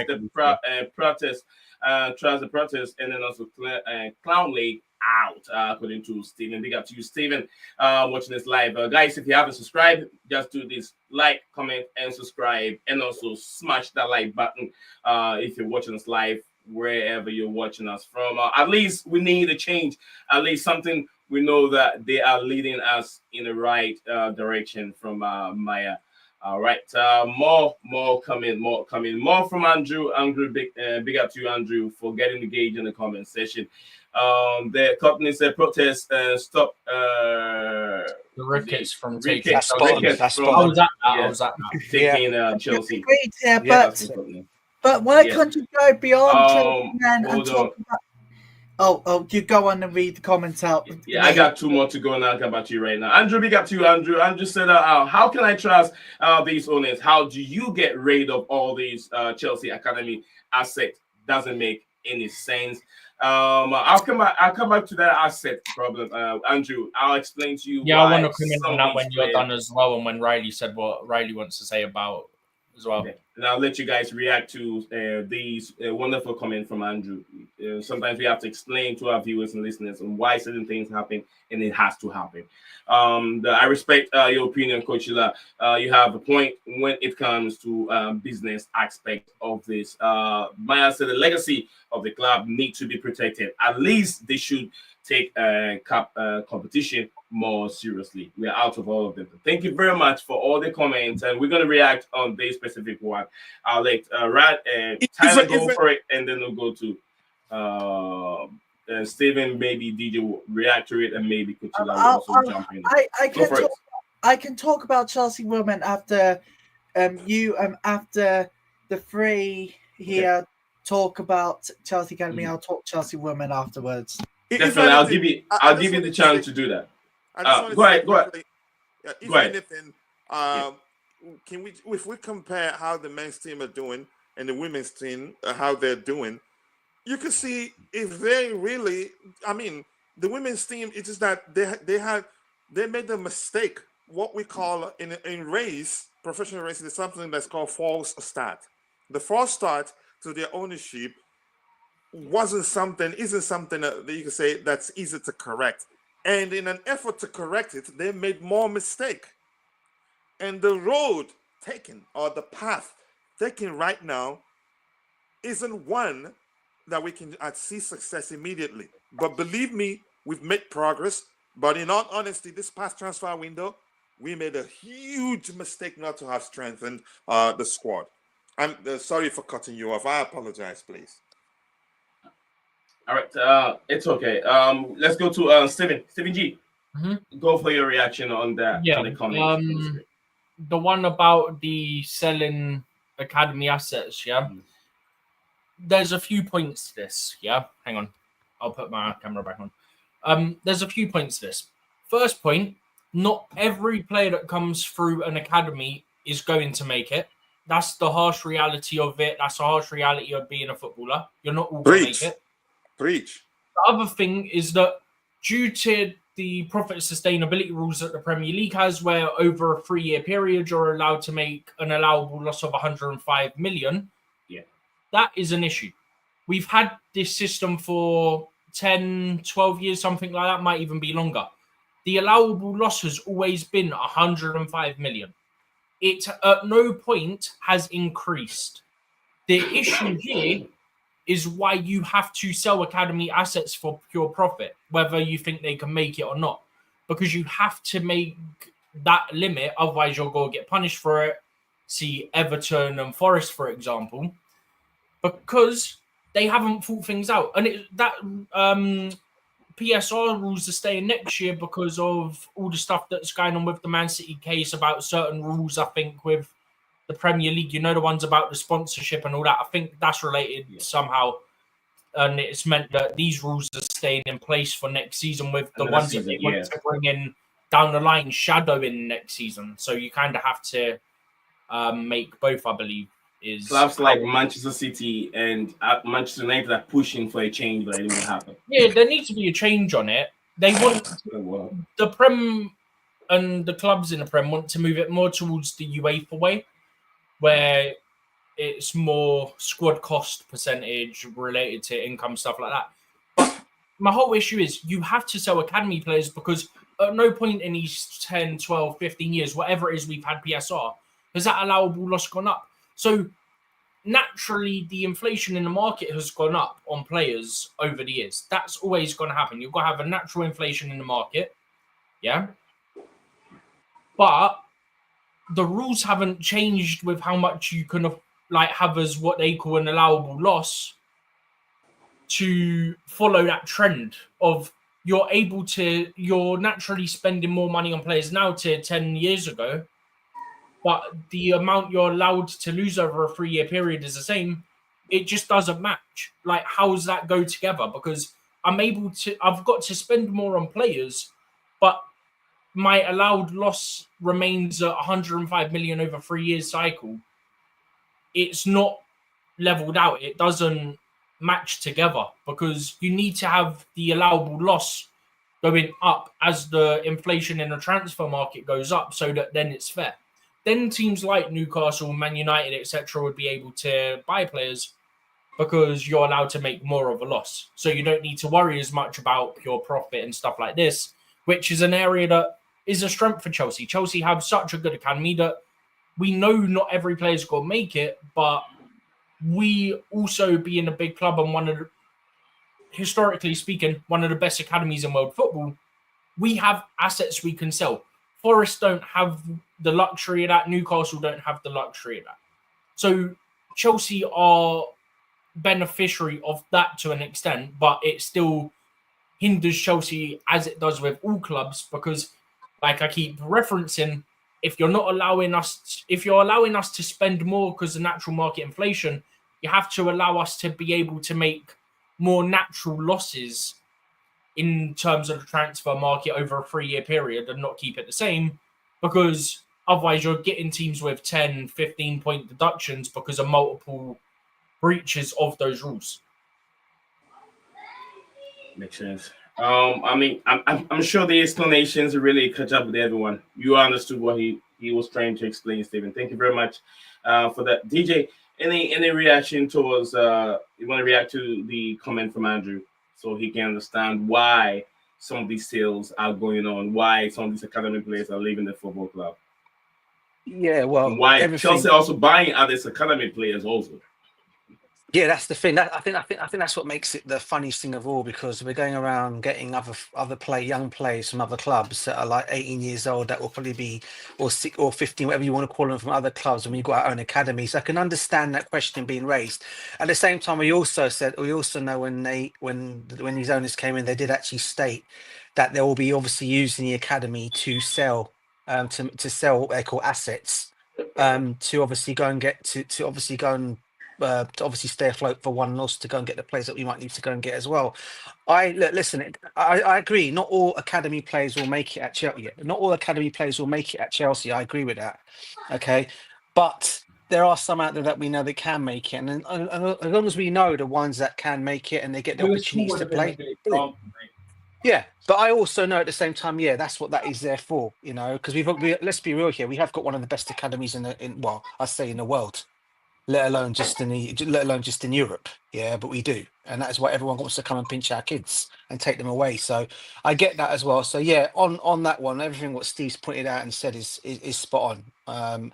As I said, we've seen players that have come through that have made. I mean, Reece James is still hanging around. We've got him still there, but we've got other players. Obviously Colwill. We've got Achimpong now coming through. George. The other kid that Lampard wanted to take to Coventry, we got him to come through as well. Is it Rapsaki? Sam Rapsaki. Yeah, him. Yeah, so there are. Yeah, so there are some there that we can say, yeah, and there's that other one that looks like the one that looks like Lionel Messi a little bit. He's the other one that could come through as well. Rabat or something, isn't it? Yeah, 15 yeah, that's the one. That's 15 the one. Or 15 or 16. And his hair look, and his looks, and he's and already like, and his style looks like Lionel Messi. 18s. That's what I'm saying to say, bro. So that, we know that hopefully those kind of players will come through, but at the same time, we also know that some are not going to make it. So yeah, I get that kind of. Those are the ones that you do aim to keep, though. I think as long as that's the idea, and it's been said through the media, kind of through them as well. Like, everyone understands not everyone's going to make it, but the ones that do have that potential, they will get their chance. Like Champong's getting now, like George is getting. I turned the game off after a certain point the other night, but from the little I saw of Tyreek George, he came on and he instantly looked like a threat. All right. He did. I know we've been discussing these protests for about an hour and 43 minutes now, but there's other news that I want us to tackle it. And once we're going to go through it real quick. Then we'll be back. Before I mean, before we get to that, I'll go to Tyler for a bit. Let me give him like 60 seconds to wrap. Give us some few talk on the women's football. I know against Aston Villa, Wow. Everton, and all that stuff. Lauren Go ahead, Tyler. James, the star of the match yesterday. Were you there? Yeah, Did you go? I'm here. I'm Okay. here. Lauren James, those 2 words, every player's nightmare of the rivals, scoring 92nd minute winner from 25 yards out against Everton yesterday. Yeah, we may have won ugly 2-1 at home to Everton yesterday, but that's another 3 points. No, it wasn't at home. It wasn't at home. It was It away. it was at home. It was was at it? King's Meadow. It was at King's Oh. Meadow. It was at home. Yeah. We were 1-0 down in that game. The ground was a bit, changed me. I was like, is it goal coming? Is it goal coming? Like seconds to go. Stephen was like, are you now Patrick Evra? I was like, I was just Everybody laughing was and like screaming and screaming. Oh my goodness. Go ahead. And guess what? Lauren James, 25 yards out of the 92nd minute. That was Everton's worst nightmare. Lauren James, the headache to players from rival clubs. So they better watch out. Weak foot as well, by the way. Lauren, yeah, big up to her. Go watch out next time, Man City. Lauren James will be coming for you. Man United. The equalizer coming from remember, I think what's the name? Ramirez, right? Ramirez. Mia Ramirez was Ramirez. class. That's Ramirez, Yeah. what a player. Yes, Yeah. straight off the bat. I mean, that goal. equalizer also came in very, very quick. As soon as I think is it Everton, right? Or Aston Villa? One of them. Yeah, that was Everton twice. Everton. As soon as they score, then he has the opportunity. Turn around, boom, to the right hand side of the goalkeeper couldn't stop it. And It Lauren happened James in the like FA that. Cup last week as well. We went 1-0 down, and then we just absolutely smoked them. Yeah. But Neil, I said to you just quickly, and then obviously I'll let Riley continue, just because you mentioned about what I said to you. You said about I said to you, Patrice Evra, because you said I love this game. Obviously, I'm pretty sure majority of people know, like, there's a quote of Evra saying that, right? I love this game. I said to you when Aggie hit the bar and then she hit the post, yeah, I said to you, they're getting so lucky, it's a matter of time until that luck runs out. And then Lauren James hits the weak foot to the bottom corner, man. Oh, Our women's team, they're so good that even when we were 1-0 down, I didn't panic. But, I wish we always find a way to win games. We always find a way to win games, that women's team. Look at the men's team. They don't find a way to win games. Look at these women's team. If we have to win ugly, we have to win ugly. And that is how we've done it against Everton. We beat Everton twice. Chelsea lost to Brighton twice. We won towards Everton twice. And Stephen, did you watch that goal from Maya Ramirez in the FA Cup last week? Did you manage to watch that? Because that was incredible, one, wasn't it? That was a loved one. That was incredible. Do you know what? Yeah, this is how I remember, right? Because if I remember rightly, their keeper was coming out for it, and I literally messaged my friends. Obviously, there was a few of us watching it. I went, it actually reminds me of Sanchez versus Man City, where like they've come out to try and get it, and the ball's just gone over their head. There's no chance. But another thing I will say, you know, the result against Everton the other day, from 1-0 down, Lauren James last minute. That is a prime example of what great finish. What's champions the finish? find a way. Yeah, that's always the case, bro. What finish as well? With all this performance, we still haven't seen the best of this team yet. Because that's the scary thing. Yeah, the team has gone all this season without the likes of Sam Kerr kicking the ball. We haven't seen much of Lauren James either. We haven't seen much of who else? Even what's his name again? The Norwegian player. We've seen her a bit. She's just been rested a bit more recently. Yeah. They're managing her time because of the age. A couple also, games ago, she went off injured at half time against Villa, right? Yeah. So that might actually be why she's been on the bench more recently. Probably just the management. So imagine all these players coming together, and I'll tell you, to be honest with you, from what I see this season and what I saw last season, the girls are blowing team off, but they're not being that they've not been playing so expensive like they did last season compared to this season. There's They've games where struggled. we're definitely like that, and then there's other games where it feels like we're in a game when we shouldn't necessarily be in it, where we should be quite comfortable, if that makes sense. But Yeah. you're going to get that. Every team As has soon as that one goal in goes every in, sport in the world. yeah, as soon as one goal goes in, then it becomes chaos right now for the opposition team. Then it becomes like 4-0, 5-0, 6-0. It's like, where's that all coming from? But, I said that to you as well, Nee. I said once we get one, we'll just get a few more. right. But interesting, a little bit on the women, a little bit on the last rally. I want you to sum it up with the women's game, then we can move on with the last topic of the day before we wrap up. Well, one word to kick off this final topic of the show today. Wow. The women's team, they're on a different level this season already. Beating Arsenal in a league double. Now in March, we got after the international break. Talking about March Madness, we're facing City 4 times next month. 2 of that come to the Champions League quarterfinals. Can you believe it? Believe it or not, they come for the Champions League. And Riley, may I ask you this quickly? Yep. Who owns the women's team? What? Who owns the women's team? Manchester City, of course. Owns the Chelsea women's team? No, Chelsea who owns the team? Chelsea He's women's asking. team, bro. The Chelsea women's team. who owns it? I think it's Todd Barley who owns Chelsea as a whole, including Chelsea women's. Should we give them credit? Yeah, give them credit. Okay. Either way, March Madness, we're facing them 4 times. What But Coachella. can we learn from that? It's just a mistake. The false start is difficult to correct. Coachella, Yeah, go ahead, bro. Sorry, I apologize. they have the right mentality on how they're managing the women's team. You know what they're doing? They're doing the Bolly's way. They're bringing in experienced players like what's his name? The girl that plays for Barcelona, English international, Kelleher. Is it Kelleher or whatever her name is? Hey, that's experienced player who have won multiple Champions League with Barcelona. That's the one they brought in. And another Naomi Gemma, whatever her name is, also another experienced player for the U.S. national team is the one they brought in. And so experienced players from the French league who have been with Lyon, players like what's her name again? The one that plays left hand side or left wing for Chelsea when near Chelsea's not there.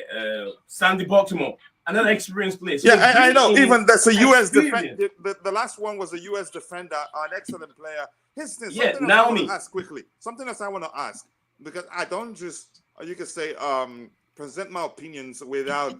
I try to be as objective as I can, but as a human being, sometimes I can be biased. But this question is important for me to learn what I want to learn. In terms of from a financial perspective, do we account for the women's team independently from the men's team?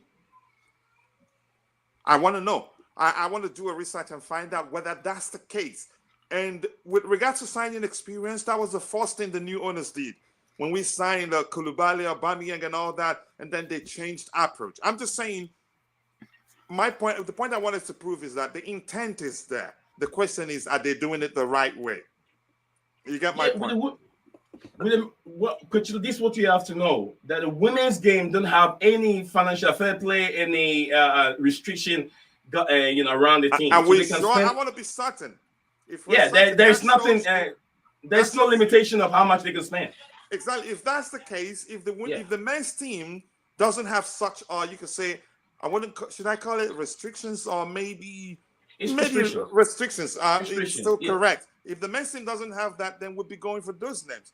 But the priority from a certain point became to find a way not to spend too much and still do well, which was why I said the path taken is not one that success can come like snap of a finger, we get success. It takes time. But I think they've started showing it that they want to take corrective measures by signing more experienced players and all that.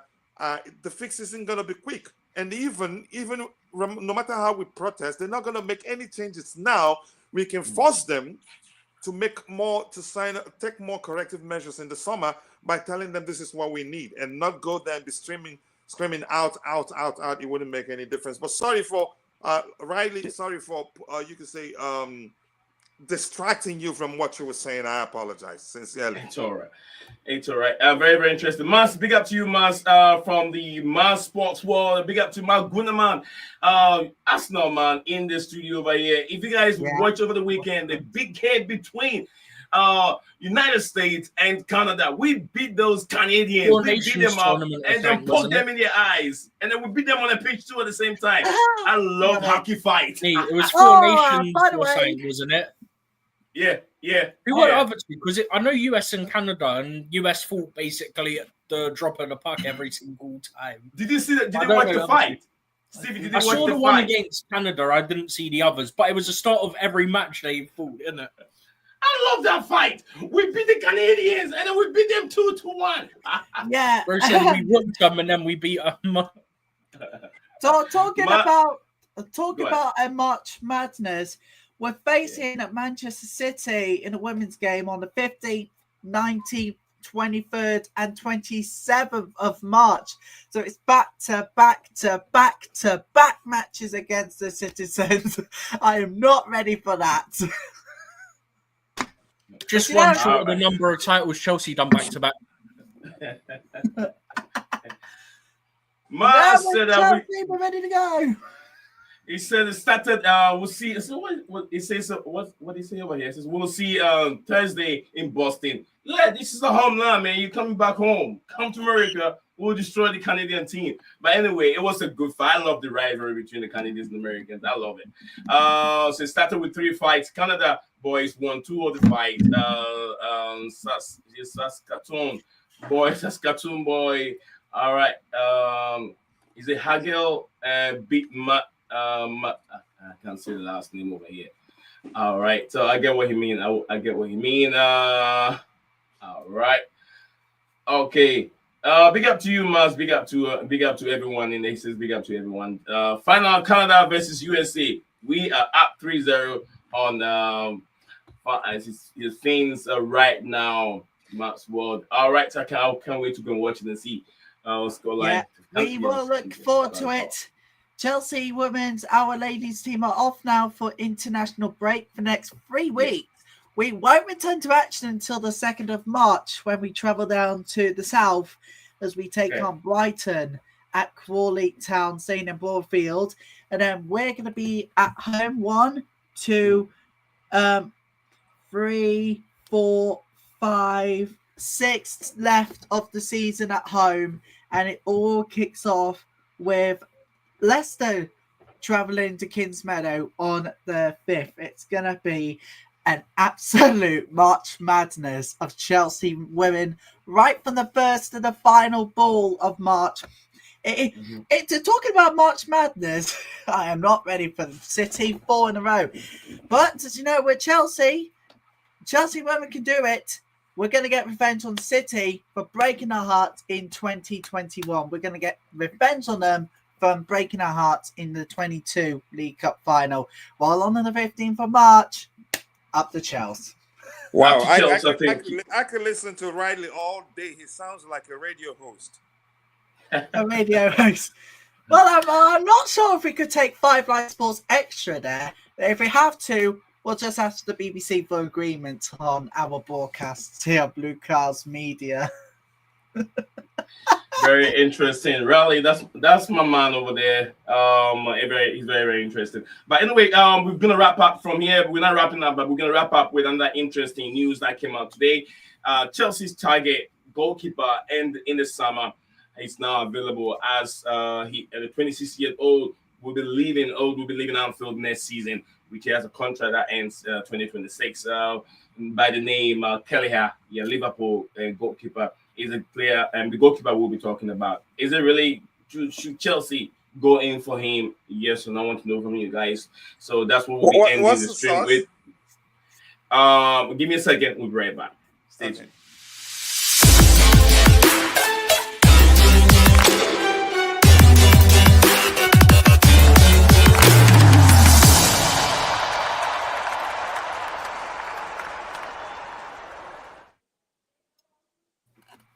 right, beautiful people, welcome back again to the show, BlueClouds Media YouTube channel. We're live on two platforms at the same time, X and YouTube. So wherever you find yourself comfortable watching the stream from, don't forget to like, subscribe, and be part of our community as we keep growing each and every day. Like I said, we'll be discussing the transfer of the availability of Kelleher, Liverpool's goalkeeper, as Chelsea shows the interest in him in the summer. He was linked with Chelsea in the summer, and this was being reported by Football Insider, not from Matlaw, not from Fabrizio Romano, or not either from David Ornstein. But this is coming from Football Insider. I don't know how we can take it. Do what, Steven? That's why I don't trust this news. I've seen loads of their stuff. Trust me, it's dodge sometimes. But No. When you say you don't trust the news, I don't get it. The report showing he's got one more year left with Liverpool. Okay, he might have 1 year left. But but it doesn't say that Chelsea. Contract. Hold on a second. It doesn't say that Chelsea wanted him. Chelsea. My report was Chelsea had interest in him in the summer, but we did not go for him. Same thing. It's the same thing. It's not a good idea. He will be available next year. So I'm asking, where do you guys stand on these goalkeeper? Just quick, right? Because I've got to go in a second, yeah? Yeah. What I will say is that, one, definitely don't do it. Do you know what this stinks of? This stinks of a Chelsea manager, let's say Maresca, because he's our current manager, going, I want a top goalkeeper. Sporting director's going, we'll get you a 17-year-old kid. And I want a top goalkeeper. Kelleher from Liverpool, maybe? Does that sound all right? No, a top keeper. So we're going to sign Kelleher. That's what that stinks of. That's how I can picture those talks going in that boardroom. I'm going to say this quickly. Do I think we should be looking to sign another goalkeeper? I'd say no. Why?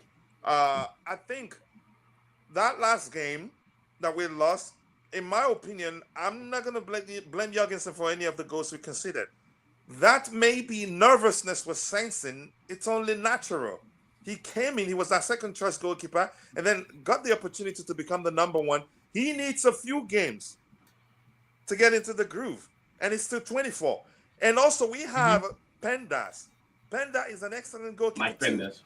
We also have Petrovic. I don't think we'll be looking to sign another goalkeeper. I think that's news. Listen, pay attention to when those sort of that's news to put Chelsea just in the headline to get clicks, is what you're saying, basically. So the news came out after there were some people not showing that they trust. Some people showing online that they don't trust Jorgensen.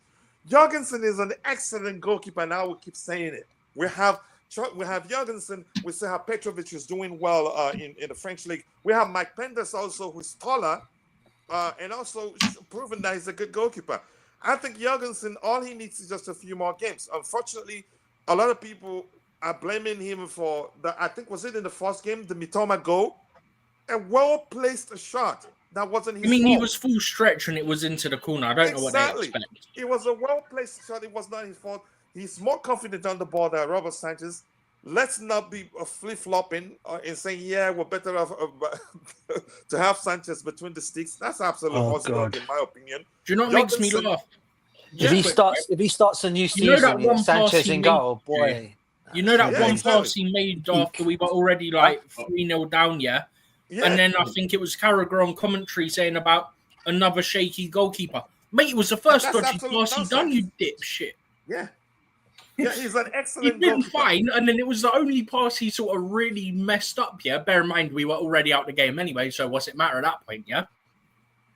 And it's like, it's the first misplaced pass, and you're going on him like one pass doesn't change anything. Sanchez made 6 mistakes this season that cost us. Yeah, but do any of you guys think if Courtois was in the goal or even Czech, they saved that? They saved that goal. I mean, we're speaking in hindsight. I mean, we don't know. Honestly, as good as what's the Arsenal goalkeeper? What's his name? As good. David Raya. Raya, as good. You can say as he was for Arsenal before we met them. That equalizing goal, I'm quite sure if he was against us, would be arguing that the goalkeeper should have stopped it. Yeah. So let's be honest here. Yeah. I don't think just give him credit. Honestly, he's No, a good goalkeeper. I hope he stays in goal. I'm not debating. I hope he stays in goal. Bro, I You know, don't think I really there's don't. anyone calling for But- Sanchez to get a recall Yeah, to number one exactly. anytime soon. Nah, That's mate, what I will not say. at all. That'd be a big mistake. Bro, Honestly. I will lose my mind if that somehow happens. The only You know, way I'd that rather- should you know- happen is if regrettably Jorgensen gets an injury or a suspension. I'd Other still than rather. that, I'd rather it should see be Bettinelli going absolutely in the goal, nothing. bro. You know, at not this point, Sanchez. yeah, don't even have a cup keeper. At this point, Jorgensen for the Conference League as well. I ain't trusting Sanchez not to bottle it. Very No. interesting. Look coming from Mars over here said, is everyone want Clear Lake out, or what was the protest? Maybe need Bully out of the football club. To me, I'd love to keep all of them if they can do the right thing. If they can change the structure of That's the the football thing. club.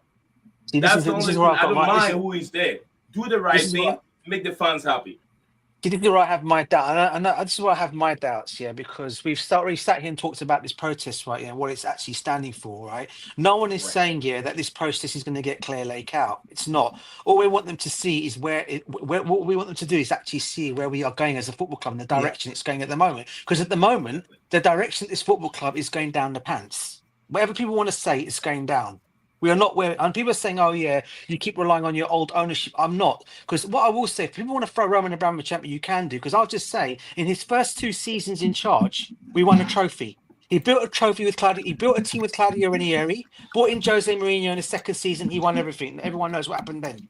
There was no looking back. Yeah, they're now what? They're saying judges on 4 transfer windows. We're in our 6th window. 6th window at these guys, right? Can you guys honestly and truly see there's been an improvement on the team? Hold on, 12th Tyler. was our last season under Potter. Then it was Poch, we got 6th. And now we're season apparently, accordingly, they've gone out and come and told the media, or whatever it's been told, and obviously you heard Maresca saying it himself. Oh, well, I've been actually told that top 4 is not a must this season, or even all it is to improve on last season. I mean, so what's improving? Going 5th, going 5th. There's one place as an improvement in the team. I mean, because that might get us a Champions League because of the rules this season. We don't know, even though that is even 100% certain. If you finish 5th this season, you're going to go into the Champions League. Even at that, we shouldn't be banking on finishing. We should earn 4th place and higher. Even I agree, bro. I agree. That's what I'm trying to say to you. That's what I'm trying to say. But again, my point is, right, yeah, okay, again, in private, we've been talking this conversation earlier on. Maybe he's coming out and publicly saying that he's telling the players differently in the change rooms. That might be the case. But what we've seen after Christmas, I'm sorry, that doesn't look like a team for me that is going for 4th spot anymore. They've dropped so down, all right? They've dropped so down. It's unbelievable how far they've dropped down. And this is my concern. I know Coachella believes they can get top 4, but I don't think so. No, I said I went on that. that. I said the same thing though in the beginning. I was same thing. I was the one that said that as well. Top 4 is a must for me this season for them. Here's And I something think I we want to can. say quickly. Without top 4, the season is a failure, irrespective of who I end up blaming or not. And once I say, but if I say I believe we can make top 4, it's a belief. I'm not backing that with any factor or this thing. But here's something I want to say quickly. When a lot of people were screaming, when the title is, some were doing that sarcastically, knowing that sarcastically with a strong belief that we're actually in the title race. Only a few at the time knew that truthfully, yeah, mathematically, we were in a place in the table that mathematically it was correct to say that we were in a title race. But truthfully, at the time, it was Bobby, and some people telling people, look, forget where we are. We're 2nd. We're a few points behind the club that was atop in the table at the time. The truth remains where we are in terms of the project.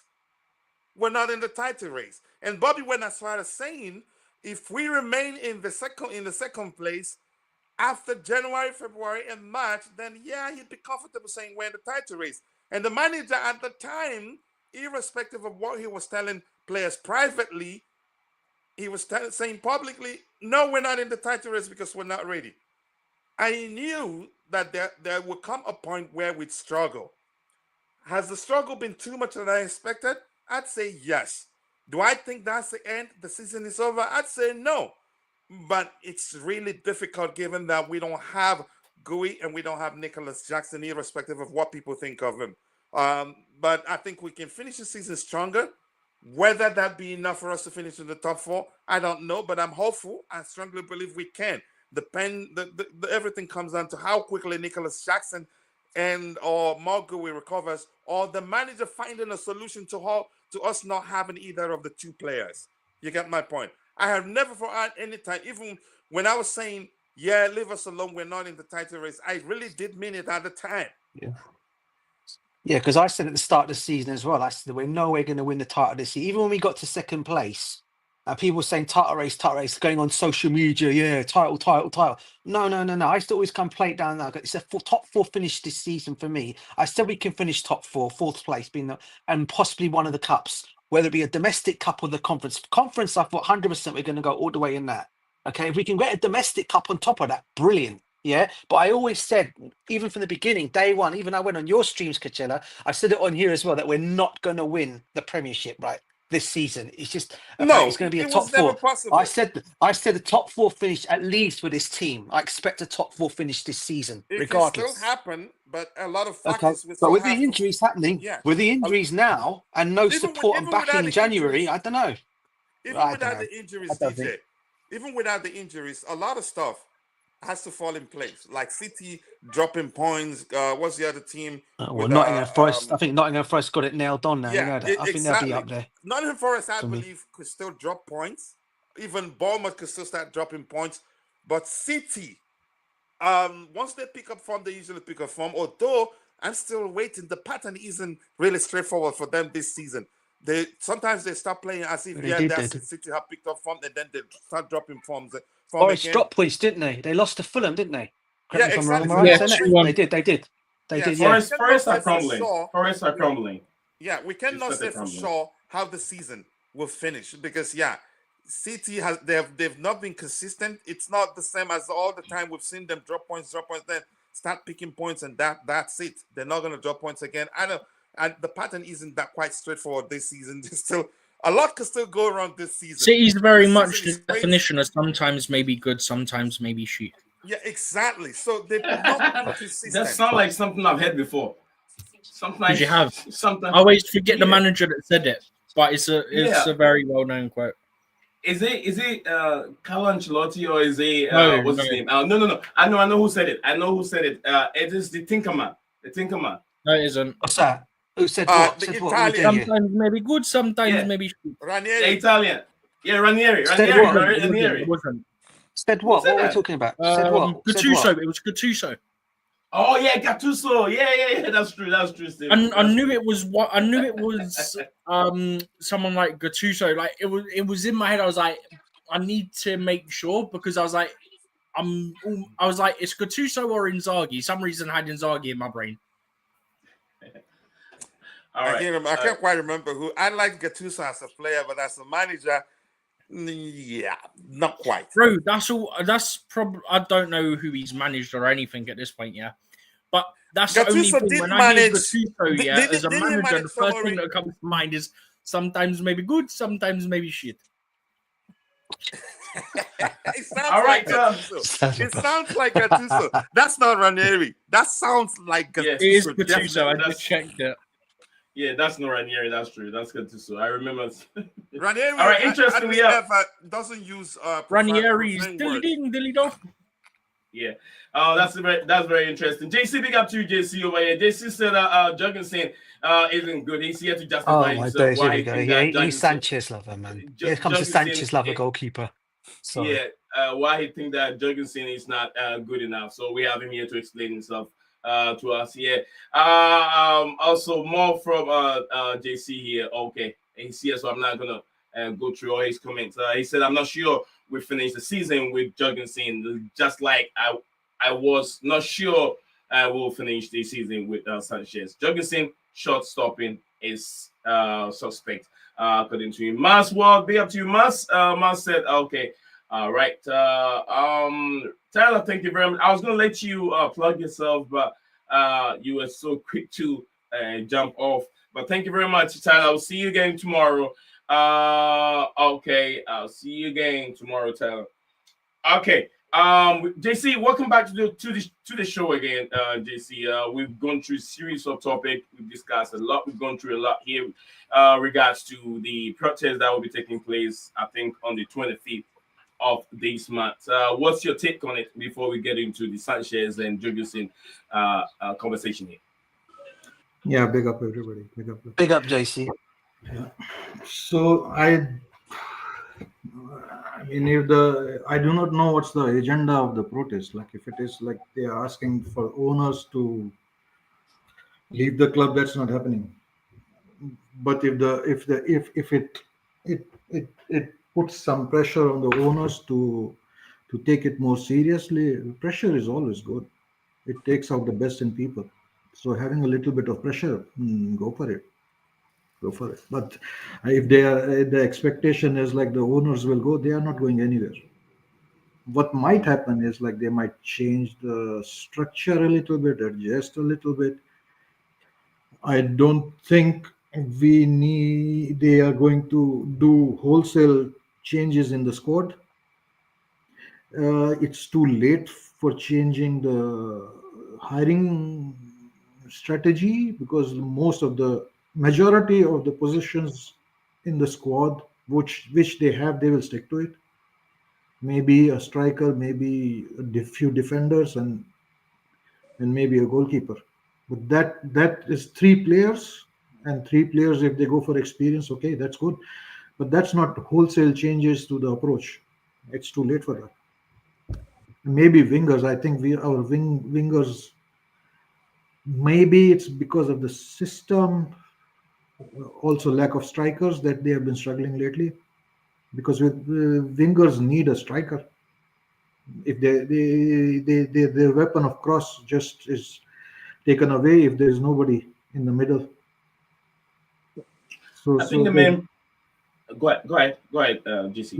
So wingers become one-dimensional. Like if they have to go and score themselves, they either cross or they go behind the defense and put in the crosses like the other kind of crosses that like cut back, or they score themselves. So I mean the crosses are useless because Nkunku is not a traditional nine who is heading the ball, who is bullying the defenders, keeping them occupied, things like that. Gio could have done that, and Gio played one game and they look better. The wingers look better suddenly. So there are things which are like unfinished in the squad, and it's like not like wholesale changes of the squad, but a few places they have to fine tune it, and in those cases, if they go for some experience, yeah, go for it. I don't mind it. But pressure will help in the sense like if there is no pressure, there is no challenge, then your performances drop. Okay. And that applies to the owners as well. Exactly. Thank you very much, JC. I mean, like I said, the main idea behind this protest is to show fans and supporters are showing their grievances, or would I say grievance is the right word, or showing their frustration of how the football club is being run. So nothing else. That's like you said, if they're going for a top change, like complete change of new ownership, that's not going to happen. But they should address it very well. Clearly, leave the football club is not going to happen.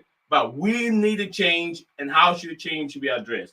Who are they writing to? I've seen a letter that's been written to Todd Bowley himself. I haven't seen any written to Clearly, but I've seen a letter written to Todd Bowley directly on how they saw him, the kind of trust the fans had in him when he took over the football club. But most of the players or the fans are not happy with Clearly individual, not Todd Bowley, and they want things to be changed in terms of wages, wage structure, and even the age of players that they bring in. We want more experience to help this team. Else, how many DJ said like how many transfer windows now? Like is it 8 transfer windows now? And still we haven't transfer window.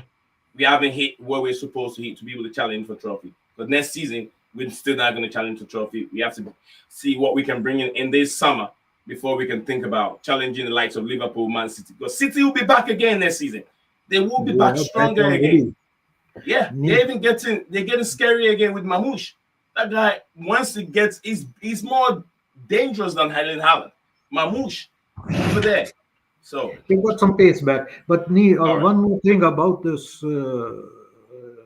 demonstration or like protest or what you call it is, this might help in another way. Is like there have been rumblings about ticket pricing, the reselling of tickets, which technically is an issue or non-issue. Like I am not going to go into details about that, whether that site is like how it functions and whether it is correct or wrong, incorrect way. But there will be, if the protests are substantial, then they will put a voice, in a sense, like fans exist, and in issues of ticket pricing, stadium change, naming of the stadium, things Fans, like not that. customers. In things relating to these kind of issues, it's very much related to the fans who are English, who live in England, who are match going fans, and those, if they are able to make a successful protest, then suddenly the owners will see, yeah, okay, I mean, there is a body there we have to listen to. Otherwise, then if they have to make some drastic changes or something like that, like ticket pricing, stadium change, or anything, they will consider an unknown, which is the fan power, as a stakeholder with little bit more power in that. It will put a little bit more power in that voice. Thank Do you you very agree? much, JC. I want to big up to you, Todd Labor. Todd Labor, big up to you. Todd said, "Hey, it's Todd. How are you guys doing today? Yesterday. Yesterday was my birthday. What happened to the owners of Chelsea, and what are the names of the former owners of Chelsea? I think Todd Bowley are the current Todd Bowley clearly are the current owners of Chelsea right now." And Todd is, I think, Well, to Fulham be fan. fair, there's Yeah, more than Fulham. even that. But happy Fulham. birthday, Todd, for yesterday, by the way. Do what? I said there's more than just Bowley and Clear Lake guys, but happy birthday to Todd for yesterday. Absolutely, I was gonna say that, but happy birthday to you, brother. Happy birthday to you. Happy birthday to you. I hope I you do not do know whether this wonderful. was discussed. This Yeah. different view about the ticket pricing and all the other grudges which the English fans might have, and we have You two mean English fans who are you match talk, going Yeah. you fans talk about the on the Vivid? panel. You talk about the Vivid tickets thing, the ones that was coming out recently, right? Yes, and there was also rumblings like about the stadium change, and there were also rumblings Yeah. about like the price Yeah. increases or something. So how do you two look at that, and in the perspective of the protest? Is protest also relating to those questions or not? I don't In a think it second. relates to those. I think it's more related to the ownership. My thing Yeah. is, I said earlier, right? I've got a Mhm. couple things that are issues with the protest, right? I'm all for having a protest, but one, the message needs to be clear. At the moment, I'm not sure Yeah. it's very clear. Two, you're starting at 6 o'clock when people will still be at work. If your message is, we want to either see change in the sense that you change your model or you sell up to Todd Bowley, for example, you've got a clear message there. Yeah. Also, the other thing I'll say is, no matter what happens at the Southampton game with the protest, yeah, if things continue going in this direction, there will be more protests. There will be Yeah, for bigger sure. protests. The bigger accounts will start organising them. The supporters groups will start organising them. And that's when you really get noise and you really start to try forcing change, right? In terms of the vivid seat things, there's not really much Bowley can do even if he's on the board thing, because it seems like, look, people are trying to say he's selling tickets, yeah? I've seen loads of sites. It's not just Vivid. There's loads of sites, yeah? I've seen big accounts use pictures from loads of different sites, didn't give them name because they don't want to give them attention, right? And on some of them, it even says like the block number and the seat number, which means it's a season ticket holder selling them, because it's for games that aren't even on sale yet in terms of the tickets. So it's not Bowley going here, have a ticket. It's actual season ticket holders that are selling them on these sites to try and get more money, is what it seems like, which is another issue in itself. The other thing is, it all comes back to the ticketing system. The ticketing system needs to be fixed because it's an absolute mess. Yeah. And that's why people are able to exploit that system at the moment. Yeah. Then you've got the touts on the street. It's all well and good having these signs saying don't buy tickets from touts, but you walk down the street and, like, DJ can back me up on this. You walk down the street and they go buying and selling tickets, buying and selling. Yeah, buying and Even selling, yeah. people pass them and do nothing about it. And you're like, No. what's the whole point of saying don't tout tickets? You'll get in trouble if you're going to do nothing about it. No. Yeah. But yeah, for me, it's about the Vivid seats. Look, it's not just Vivid. It just happened to be a Clear Lake brief of, oh, Bowley's got like interest in this. He's on the board of this. But it's season ticket holders whose seats seem to be the ones that are getting sold, because for tickets that aren't on sale yet, how could you have a seat number? You can't, because you don't know what your seat score will be. Right? Yeah. That, or it's just someone putting up a random number and stuff and conning somebody. One of those two things. Yeah? Yeah. I'd lean Yeah, towards season ticket holders, personally. Yeah. Right, Just Steven, DJ, just in a second, I want to Yeah, go take on, bro, go on. Chelsea perspective. Coachella, Yeah, big Coachella, up, my big man, my brother. Know each other for a very long time. I want to thank you very much for coming on, and not just coming on to have a say, but then he came and also came on and then support the platform in the distance. I know he's getting ready to get things ready and be live, but I want to thank him. Thank you very much, brother, for supporting us, and you do really deserve this. Appreciate it. It helps the channel go a long way. So anyone there out there, don't feel free if you want to support this channel grow. Not just that, not just money. That's not it. The best way in your capacity. If you don't have that funds that Coachella have, your best way is to share the link for us on the other platform. It creates awareness. The more you like the show, if you haven't liked it, drop a like on it. What are you waiting for? Also participate in the pool that we have. I want to see what I'm looking right now. There's like 72% of the people are in for the protest. Like I asked, how many are in for it and who are not in for it? 19% said no, and 9% are undecided. So thank you very much. And also, like I said, share it, like it, and subscribe if you're first time watching us, whichever platform you found yourself. Thank you very much for being part of the show. Coachella, God bless you, and may you live forever. All right, we'll move on. From there, we'll see what we have here. More from Todd. Thank you, Todd. Happy birthday to you again. I was trying to find a birthday jingle thing, but I don't have it. But I'll try and make sure, since I'm still doing more setup, I'll try and get the jingle for birthdays, people that celebrate the birthday, kids, adults, and everyone. So thank you for finding the time, each and every one of you, joining us here on the show, BlueClouds Media Sports Show. Mikhail said, this one's from Nehemiah. Nehemiah is back again with another one. It says, NGL, Mikhail Cook today. Not gonna lie. Cook Sanchez. Is he on it? Is he on the players again? Mikhail, how he criticized Jackson, he should Cook and Kunku two at the same time. Steven wants to react, but I want to go to DJ before. No, I was saying the NGL thing is not gonna lie. So not gonna lie, Mikel Cook. Oh, not gonna lie. Yeah. Oh, that's the short form of the NGL. Okay. Yeah.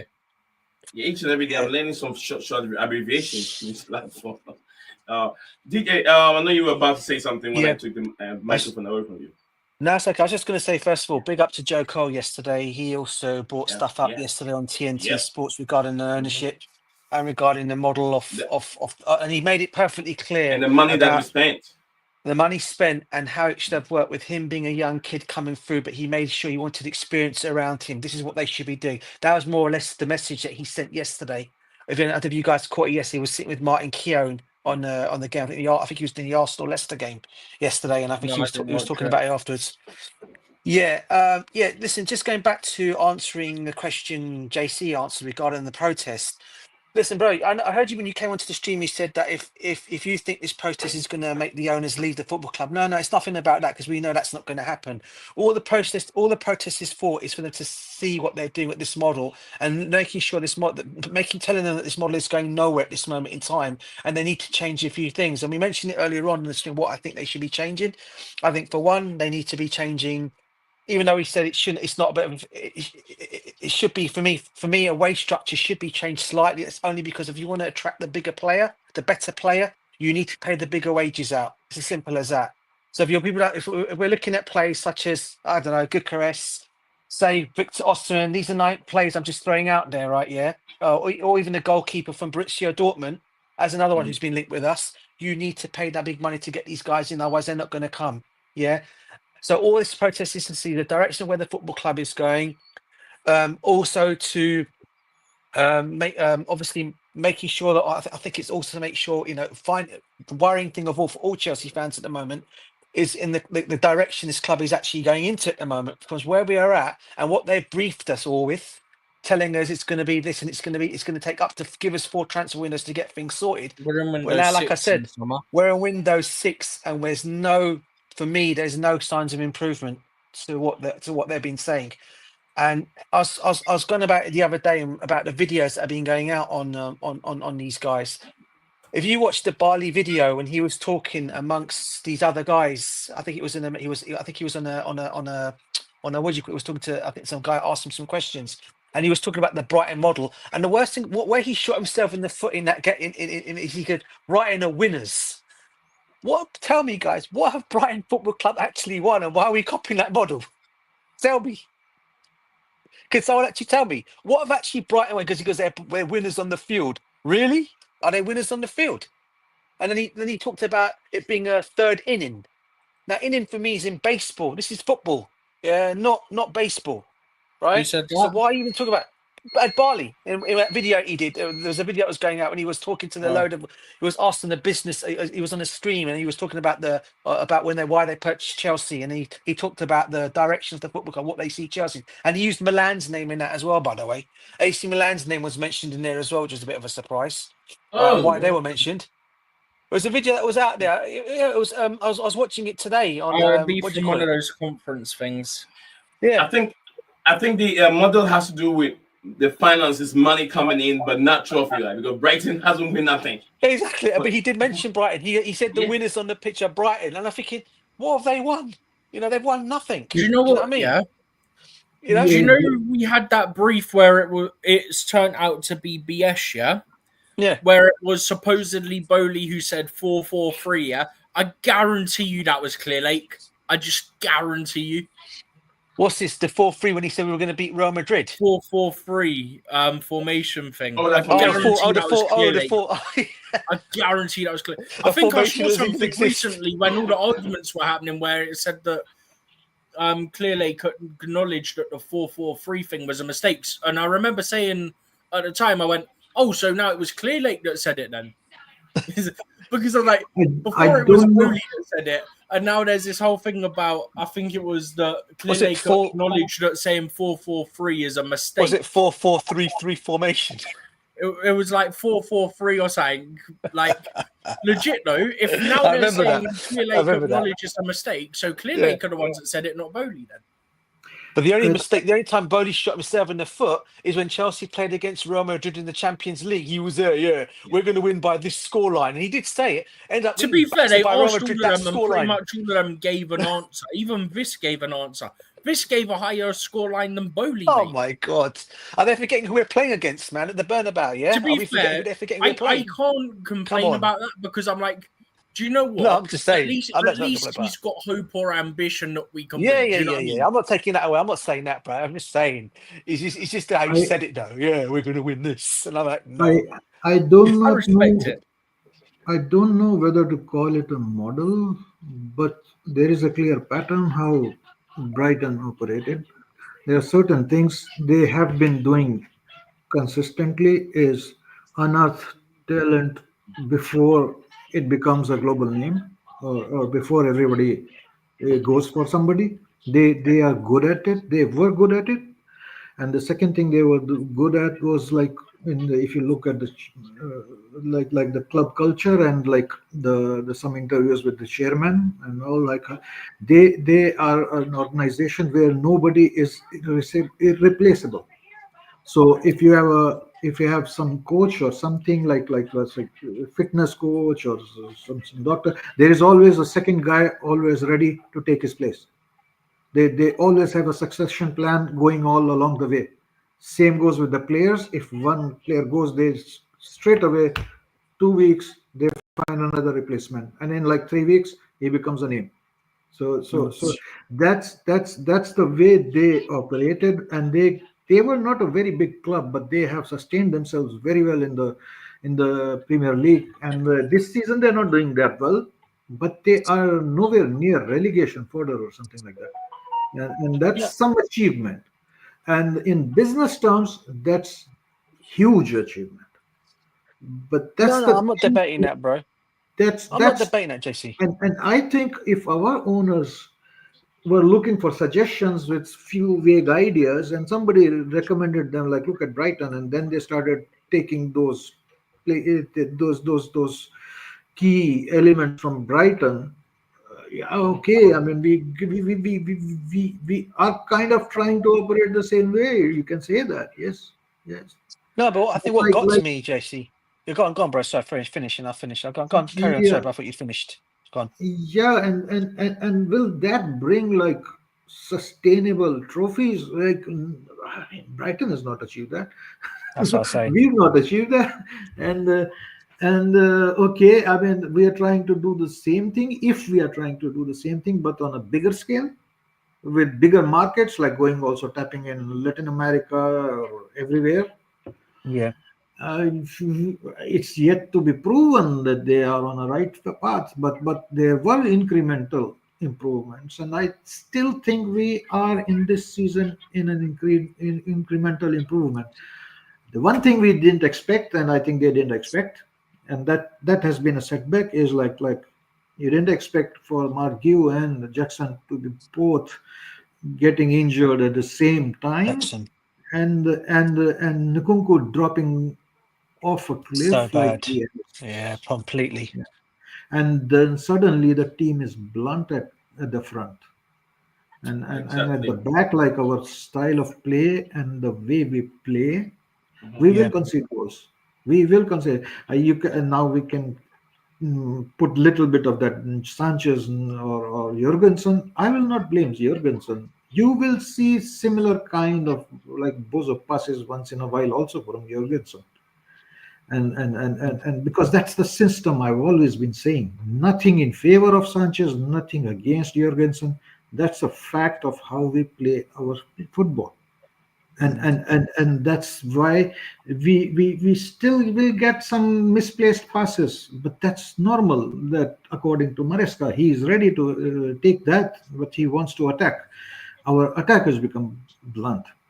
As for the performance, my statement, if you want a clarification, the first goal, Mitoma was not a screamer. He just passed the ball to the corner. The space of the shot was such. I mean, I don't blame Jorgensen, but I don't even say like it was 100% goal. Maybe 95% of the cases it's a goal, but there are goalkeepers who make 5% of the cases, like 5 out of 100 times they make a save. So you don't blame Jorgensen for that. But like there is not incredible, but he's new, correct. I think the Then thing there was is, one goal he just quickly, conceded. is the touch Then there was means one goal he like more. conceded. There was one Stephen, goal. we can hear you. Let Let him me. land, then you can jump in. There was one goal he Back to. conceded. He was Mhm. stopping the shot with his leg instead of his hands. That reminded me of Kepa. And then the other one was like kind of a deflection at his near post. So I don't blame, again, 95%, 5% thing. So I still see like he is to be given chance. Yes, continue with him and he improves. Hopefully he improves. But what I'm saying is same I said about Sanchez. I clearly saw Sanchez starting the season. I was not sure whether he will finish the season. and I'm seeing Jorgensen, and I'm not sure like he will finish the season if he makes some howlers, which Villarreal fans say he has a mistake every now and then in him. Then Sanchez comes back again.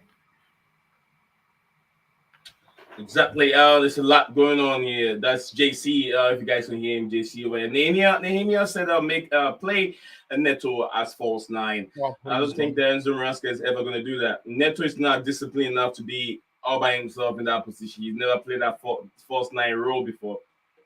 I don't know how he can do it. But Todd also, I mean, something, it could work. It could work. If he times his run very well and he's a good finisher, it could work. He's very quick. Just like the I will way just Mamouche, the way they're using Mamouche. Sorry to interrupt. Just finish off the other argument about the goalkeeper. My first and most foremost reasoning for supporting Sanchez was goalkeepers need confidence, and the fans should be soft on them. The same argument applies for Jorgensen. Let's hope he performs, succeeds, and cements his place. I will support him as long as he's starting. Exactly. Oh, there's a lot going on here. Unless DJ wants to react to it, Steven wants to react. Namia, big up to you. Namia said he did it. Wolves. And Todd, I don't think that. I think it's way too early to decide who Forest can play in the Champions League. No. I don't think he's saying who they play. I think he's saying the date of the first game, but I don't think that's out yet either. I don't think that gets decided till later in the season because of. I don't know if they've even sorted out the dates for when the qualifiers are yet. Okay. Namia, if you look in the, I think I pinned the link. I don't know if it's still there or not. If not, I can really pin it again. We don't have much time. We'll be out. We'll be leaving it here in this room. But if my fans, viewers are asking for it, I'll give you just a couple minutes. Namia, come on and have your say, and then we can call it today. We've been here for 2 hours. We can make it at least 20 more minutes, 3 hours. That should be enough for us being here. My back is killing me right now. Steven got to go also. Namia, I've seen the link one more time. I've seen the link there. Try and jump on. Steven, I think DJ and I don't know if we should be okay with tomorrow. We have to discuss that one, the one that you and I discussed later on. But considering the new location for the stadium, ticket pricing and whatever that's going on, maybe we can push that in for tomorrow's live stream. I don't know if we can do that tomorrow. Sorry, Nick, is that a new setup you got in there, bro? It's a cool setup, man. Oh, you like it? Oh yeah, bro. I thought you was when I you didn't say anything got, I know you because got I've your, already seen it, but that's I know you got your studio thing happening, but Yeah. I'm assuming that's going to be the biggest thing of all. But that at the moment is At the moment, this is just temporary one. It's just a temporary one. The same studio that you guys know. The same studio that you guys know. I just upgraded it. Take everything off and then redo the whole room again. And that's a good cooler. It's a good thing, mate. It's brighter really as well, nice. is what I said to him. It does. It's brighter, It does so look don't it. need to worry. Yeah, and make it look so. I mean, I didn't do a whole lot. Just take everything down, and then I have the soundproof thing. There's no soundproof in this room. So, and then also, what makes it so good, and you guys can hear me much better, is the iconic microphone, the SM7DB with Is that what that is, right? in the filter. This one is the iconic microphone. Big up. Big up to Nehemia. Let's hear from Nehemia. Nehemia, what's up? D Prince, big up to you, D Prince. I forgot to acknowledge him, brother. Big up to you, brother. Hope you're doing well. The problem is the sporting the directors, not Maresca. You're telling me you're Maresca out. It's not the issue. Why you want to send him out? No, Nehemia, hold on. Before you carry on, I'm never Maresca out. No, he's not. no, He's not the main problem. none of us are, bro. None of us are. Earlier on, I was I was a bit reactionary. When I get frustrated, like everybody out of the football club. I was like, everyone needs to get out of the football club because of that loss. But to be honest with you, if you look at the bigger picture, everything is not Maresca. Everything is not Maresca. He's part of the problem, and I don't think that we need to get him out of the football club now because the problem is bigger than Maresca. It's just the subset of the problem. But go ahead. I agree with the protest. But I cannot go because I'm living far. I'm not in London. Okay. What's your location, Emia? I'm living in Barnstable. DJ Steven, you guys are familiar with that place? Where do you say, bro? Dunstable. Barnstable. Oh, so you're not far away from Welling Garden City and you're still within the Hertfordshire area, right? Harpington and all them sides, right? Yes. Okay. Yeah, I know the area pretty well. I'm not far. Well, So I'm not not in far away London, from so you I guys. can't get into this Yeah, I conversation. know. So Yeah, DJ, who knows? no, I know where the area is. Dunstable's a nice area, I have to say. Yeah. I mean, look, I'm where I'm going from. I'm going from the Hertfordshire area, and I'm going to go actually straight from work when I go down. But it's not that far to get to it because I obviously go to a lot of their games, a lot of the home matches and stuff like that. So it's not that far off to go. But yeah, but yeah, I mean, Dunstable. I mean, it shouldn't be. I mean. Unless you can make, I mean, I was just been trying to say to all fans, if you can make it down Yeah. there, great. Do you know what I mean? It'd be great to Nehemiah, have it's all the support. 25th. It's 25th of this month, 6 p.m. UK time. Make it up, Yeah, and be there, Nehemiah, and go and support the guys over there. But yeah. I want to ask you, what's your Bovril Gate, it's main Slovenia, Bovril Gate. Yeah. right? What's your motive? What do you want to see changes at the football club, Nehemiah, based on these protests? If you go there, you're just going to shout, clear it out, ball it out, or what? What are you going to do when you get there, Nehemiah? Kelleher out. Blueco out. Ibardi out. Change the model.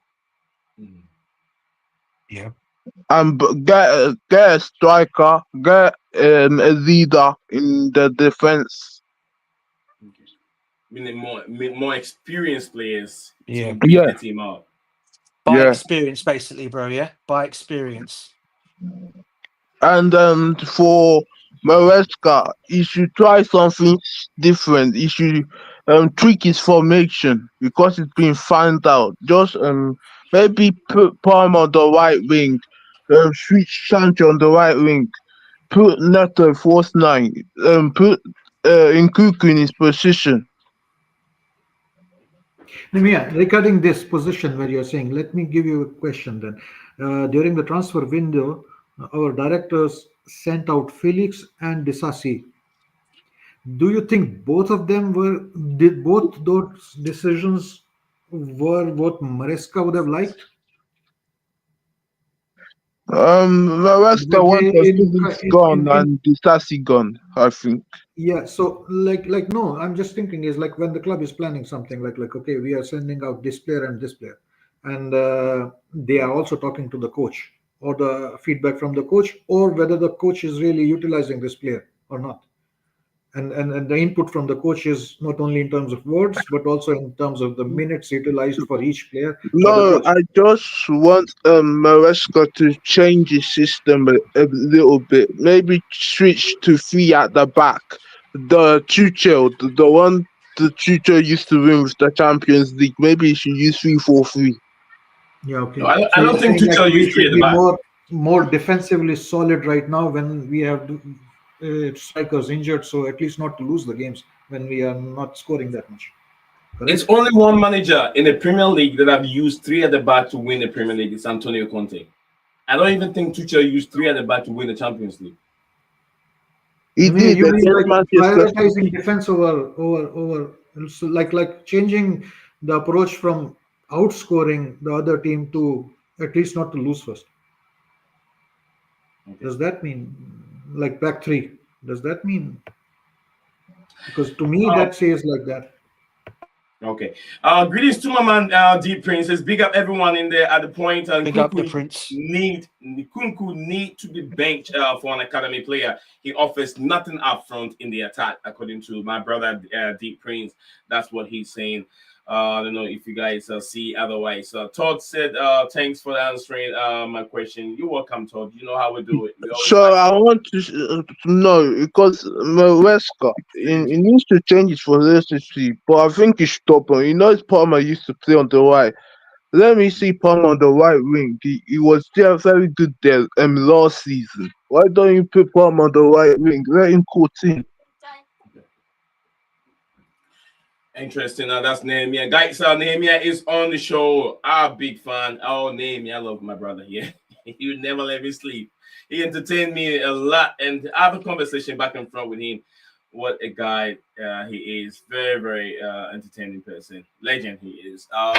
Guys, there's still more chance, so we still got some few more minutes on our bill. If you have anything to discuss concerning protests or anything else, you can bring it on board. We can discuss it till we hit the three. And Hour Maresca should be careful what he says in the press conference because it's meant to instill mentality in this team. When they were asking if he's in a title race or top four, he should have said one game at a time. Should have Yeah, said I can go along with that one on that one. What Nemi's saying, because rather than saying that we're out of this and we're out of that, at least say, you know, be a bit more positive and say, look, we take each game as it comes. That's it. That's all you have to say. We're not saying we're going to win the title. We're not saying we're going to finish in the top. We're just taking each game as it comes, and then come the end of the season or towards the end, we'll see where our position is, and then we'll go from there. But don't come out and say we're, you know, don't say, oh, top four's not this, you know. If that's the only bugbear I have with Maresca is that.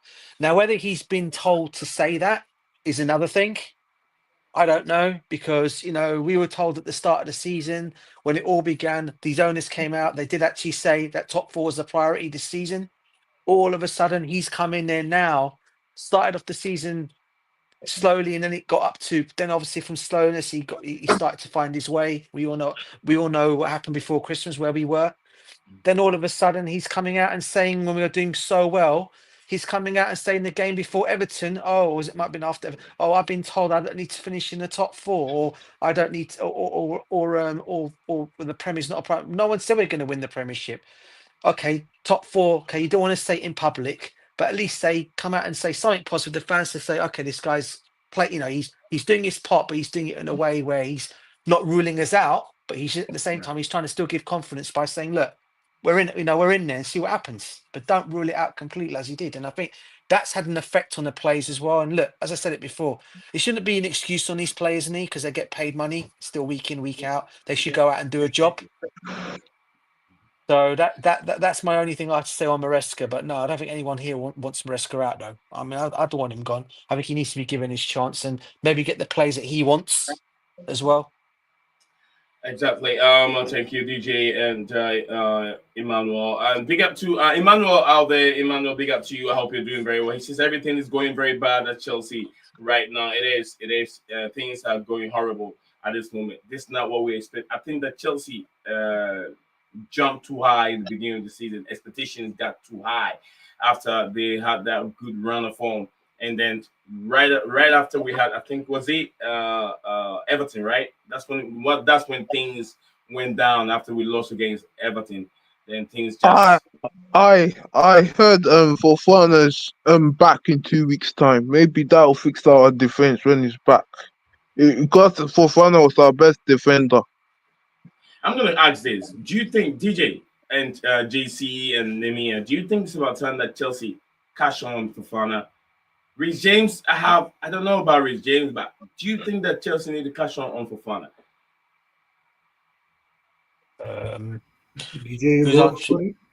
Okay. For me, look, there's been talk that's coming out in the last couple of weeks that they are looking to possibly cash in on him because they're a bit fed up with his injury and he's not playing as he should be. Look, I said it all along before, Lee. There's a good defender in Fofana. When a fully fit Fofana is playing, for me, he's probably one of our best defenders in the squad by far. Especially when he's alongside Levi Corville. I think when they have a bit of an understanding, those two do. And I think when they played together, I don't think they've made as many mistakes. It's like Levi Corville was very, seems to be very comfortable playing alongside him. But again, having said all that, injuries we all know will happen. All right, so you still got to perform, regardless who your partner is at the back with you. But I think for me, look, again, I probably wouldn't say get rid of him. I probably wouldn't say that. I probably would say give him, and let him see how he comes up from this injury. Just assess it out, and keep him for another season.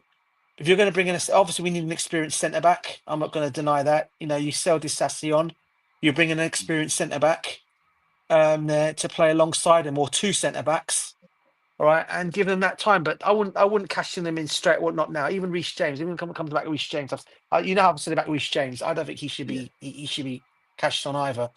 I'd say give them. They need time. They need some time. He needs time, you know. And I think when we all know fully fit Reece James, he's got to be one of the best right backs out there. So again, on both those players, no, I don't think he should be cashed on any of them as yet. Thank you I very much. just hope for fun I'll keep him. I just hope Maresca's not lost the dressing room. Because Nkuku not playing, maybe he doesn't like the coach. I have a feeling Nkuku don't like Maresca. It's very, very hard to tell what's going on with Nkunku right now. Mentality wise. Possibly. Regarding this injury, I like as a fan, I don't want to lose anybody, like to be sold just because of the injury, because I'm not paying the salary. Boli is, but if Boli decides like, okay, I cannot complain, like if the player has been regular.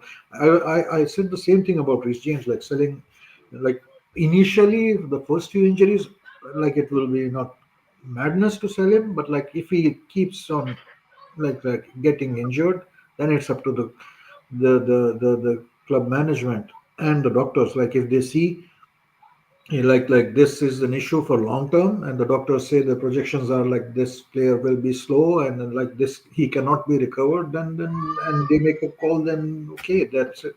So be it. As for Fofana, like this season definitely he was performing really well. I was critical of him in the previous seasons because he used to take risks, but this season he was really good. But this season also, I heard in some press conference somewhere, I don't recollect which one it was, but Mariska said like Fofana will have to play with pain for remainder of his career. That means like it's an injury which cannot be like it's a career altering injury or something like he had. But he came back and he performed. He performed really well this season. So Very, even very unfortunate for him. I don't know whether he was on painkillers or whatever. I don't know. We don't see his medical reports.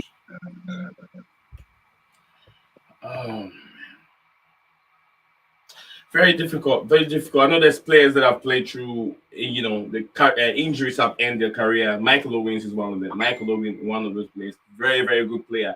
From his move to Man United, Liverpool, Real Madrid, and that was the end. And Real again, Madrid, and things did not go on well for him. again, Maresca should stop inverting Gusto. It's not good inverting. It should overlap fullbacks Okay. or play wing back. Like play maybe Neto at wing back or Sancho wing back. It may work. All right. It's been That's very another interesting. explanation. Yeah, inventing Gusto is what Emmanuel is saying. We've been here for a while now. We got just literally 4 minutes to end the stream. But before we do that, we want to let you guys know we will be at the ground on the protest. We will get our cameras ready at the ground to get some information, few interviews if we can. We'll try as much as we do there. Personally, I'm not there, so these things are a bit difficult. But I'll try to see what Steve and I can do on that. Well, Protest there, see what we can. Yes, sir. I don't actually know why Maresca don't play Palmer on the right wing. He doesn't do well on the right wing. Say it again, sir. He doesn't play Palmer there. On the right wing, Yeah. I think he's relying. I think he can use Madueke and Neto on the right hand side, so he can keep Palmer in the 10 to be more creative. But if you play Palmer on the right hand side, who would you pick? Who would you put in the middle? That would be more better. Maybe Sancho. Sancho. Maybe Sancho in the middle. I don't know, man. This guy can't defend. Sancho doesn't like defending. I don't know. DJJC, what do you guys think? Sancho in the middle. Would that work? Palmer on the right hand side. See, for me, I think Sancho is like, I think he plays better on the right hand side. To be honest with you, Jadon Sancho. I know Neto. I know we always say Neto and Sancho.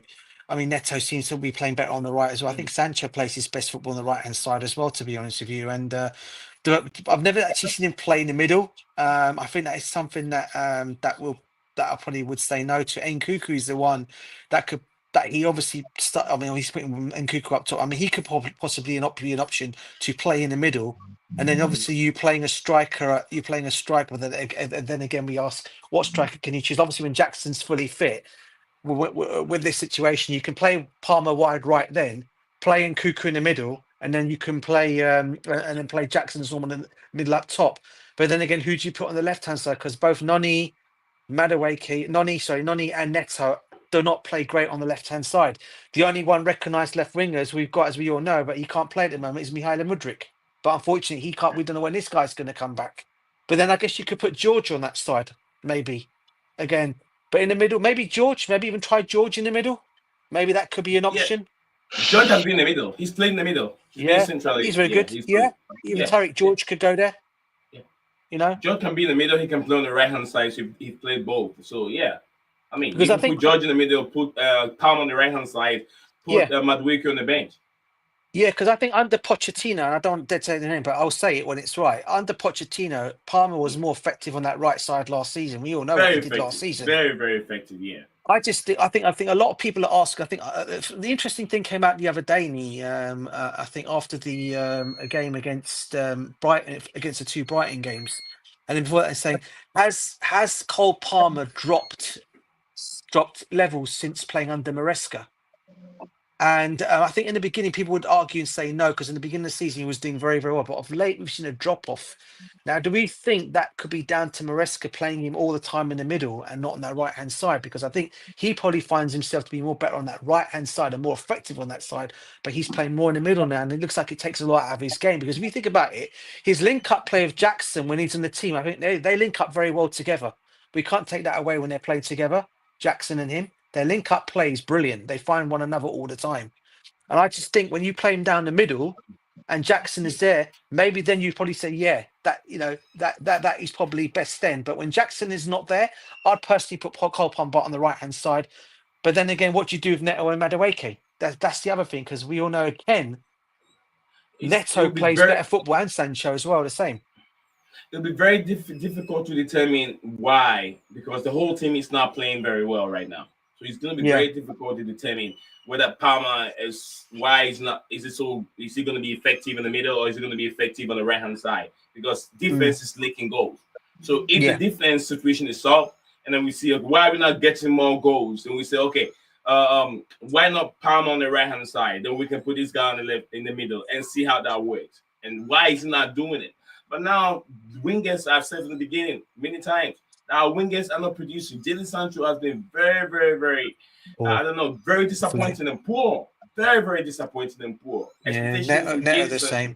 I saw some good things against Brighton. Noni Madueke, but sadly he went down injured. He's injured his hamstring.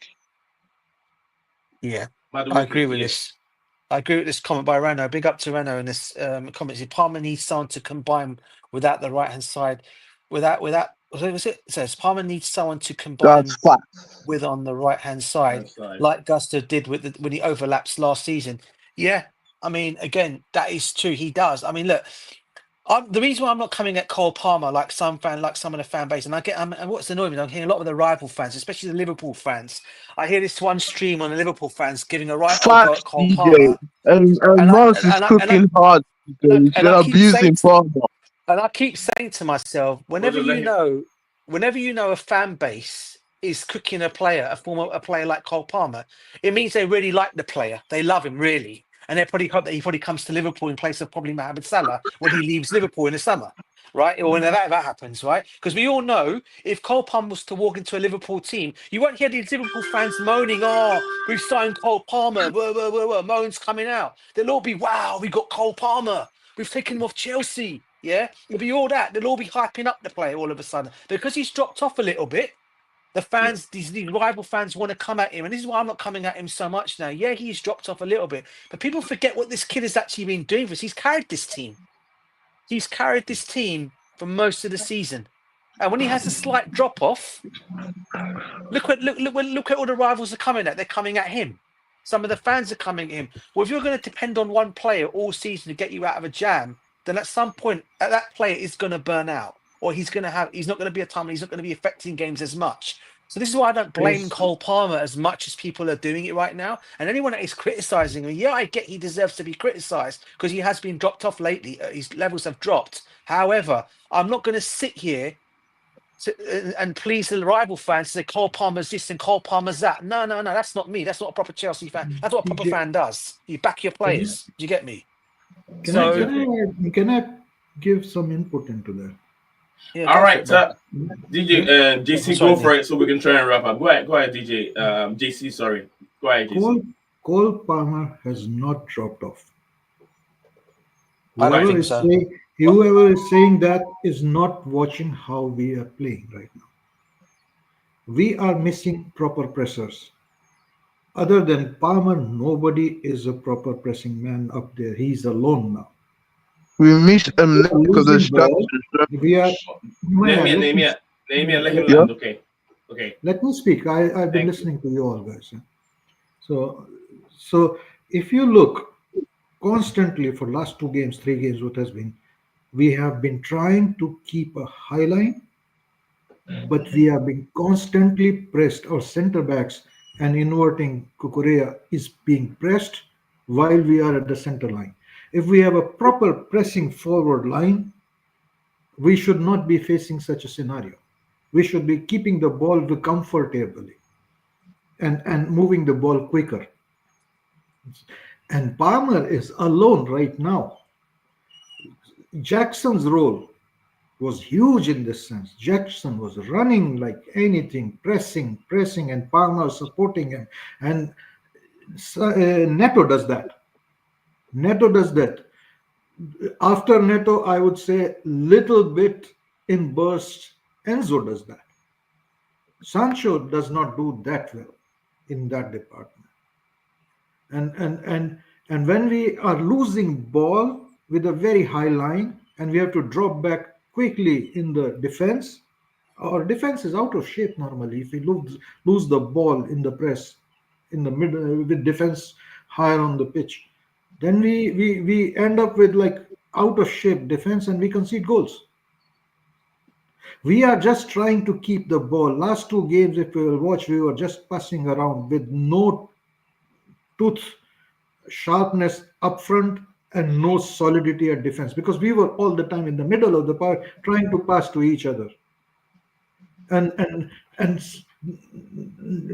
Palmer always is trying to create something out of nothing. He's being overcrowded because everybody is in the middle of the park.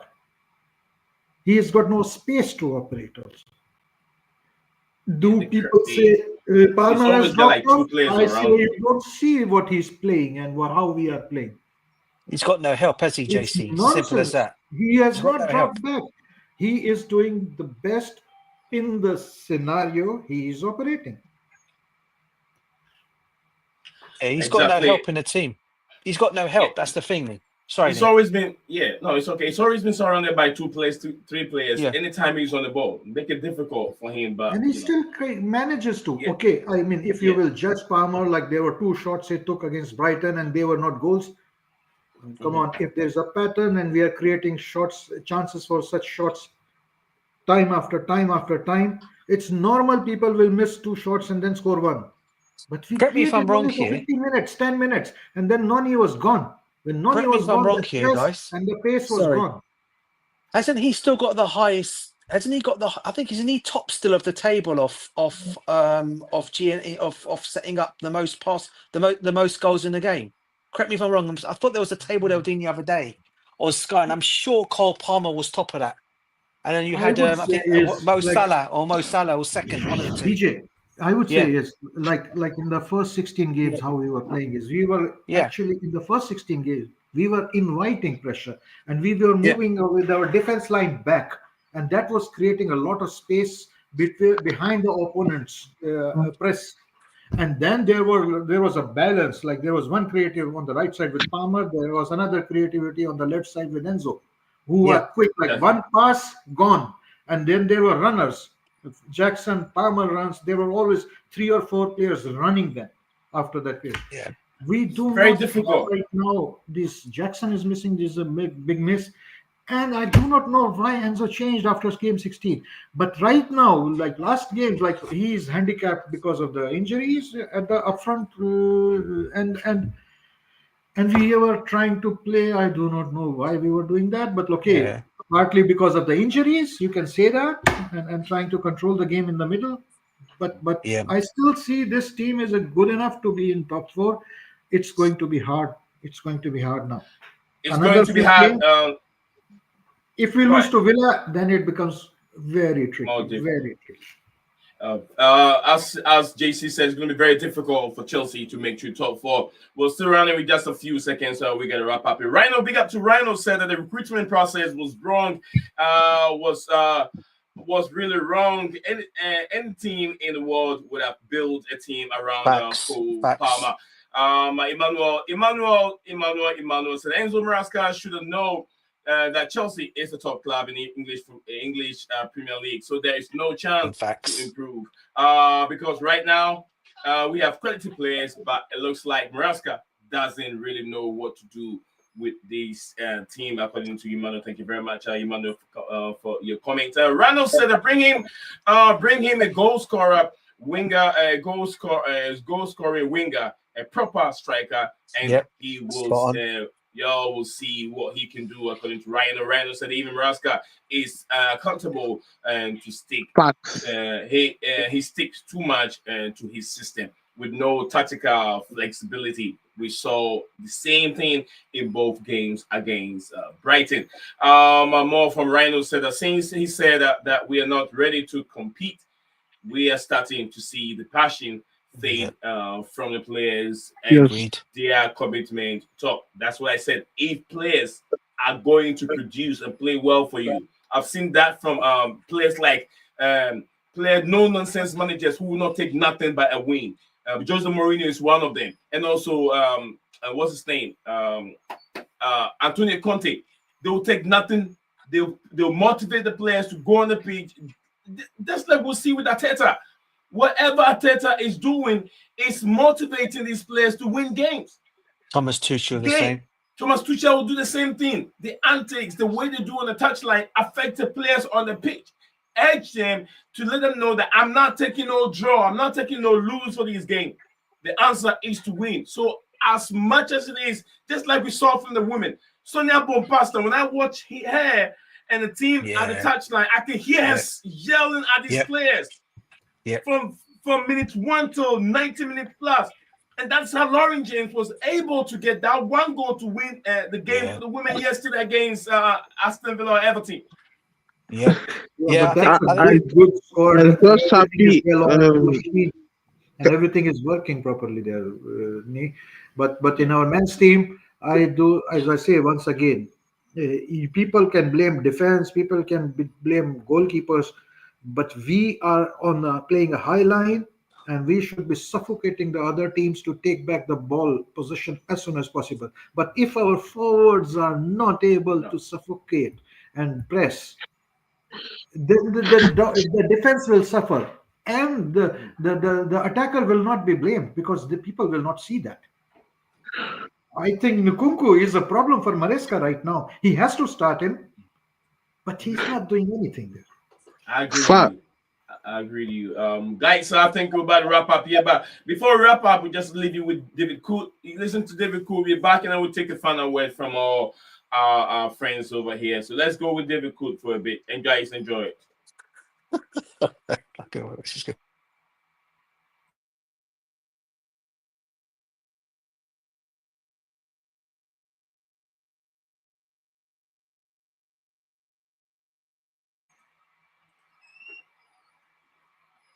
What happened then? You're trying to put that thing on? I'm right here. Oh. Were you supposed to put on that David Coote thing, right? Can you hear it? No, I can't, bro. That's what I'm saying. Oh, I don't know what's I thought it's playing through, but it's not. So you couldn't hear it? No, bro. Oh, I don't know. We lost JC for a second. I don't know why it does that, but let me see here in a second. I don't know, but why?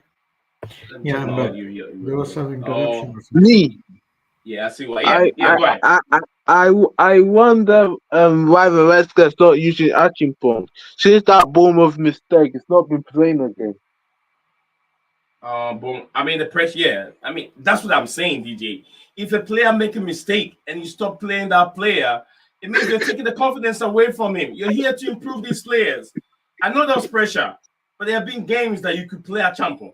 There have been games that we need a champion in there. You don't play the guy 70 minutes. Bring it in 20 minutes to go, or let him. If you start him, it means they have to play in 60 minutes. Bring him from the bench, introduce him to the game, and build his confidence.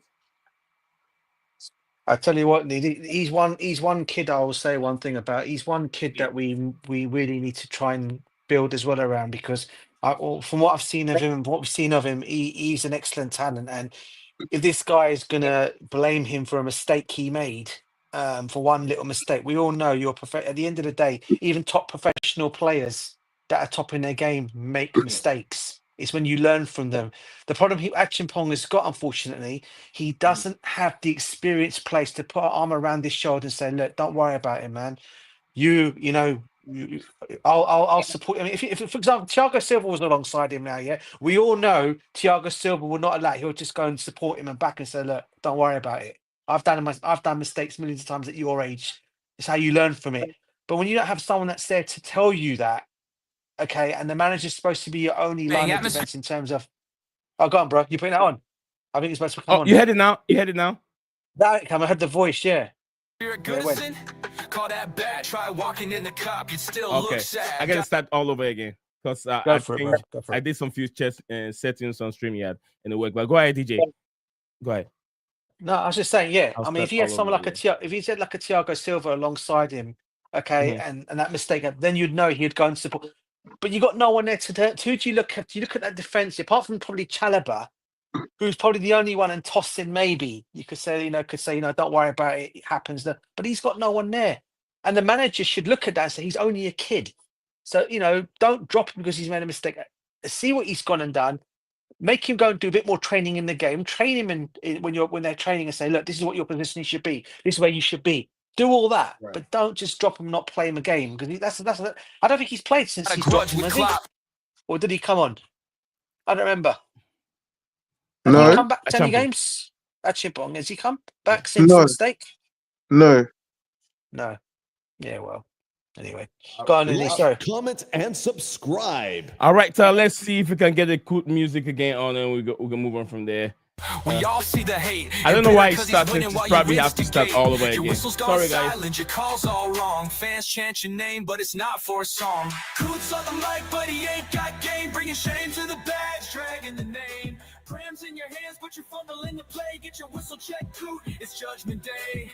David Coop better step to the side. Prams got standards you can't abide. Bad refs get exposed, it's not a surprise. Coop, you're the clown in the fans' real eyes.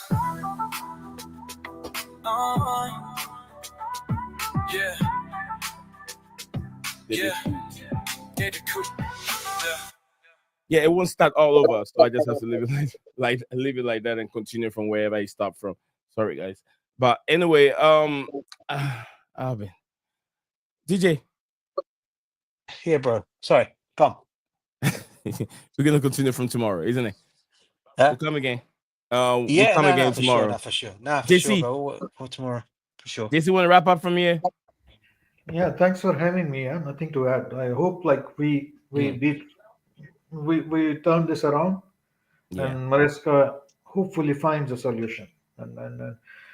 And yeah, it was disappointing to see him 2 games playing the same thing, because he apparently believed that without making wholesale changes, we could still turn around the game, the momentum of the game, but it wasn't supposed to be. We had only 1 shot on target or something like that.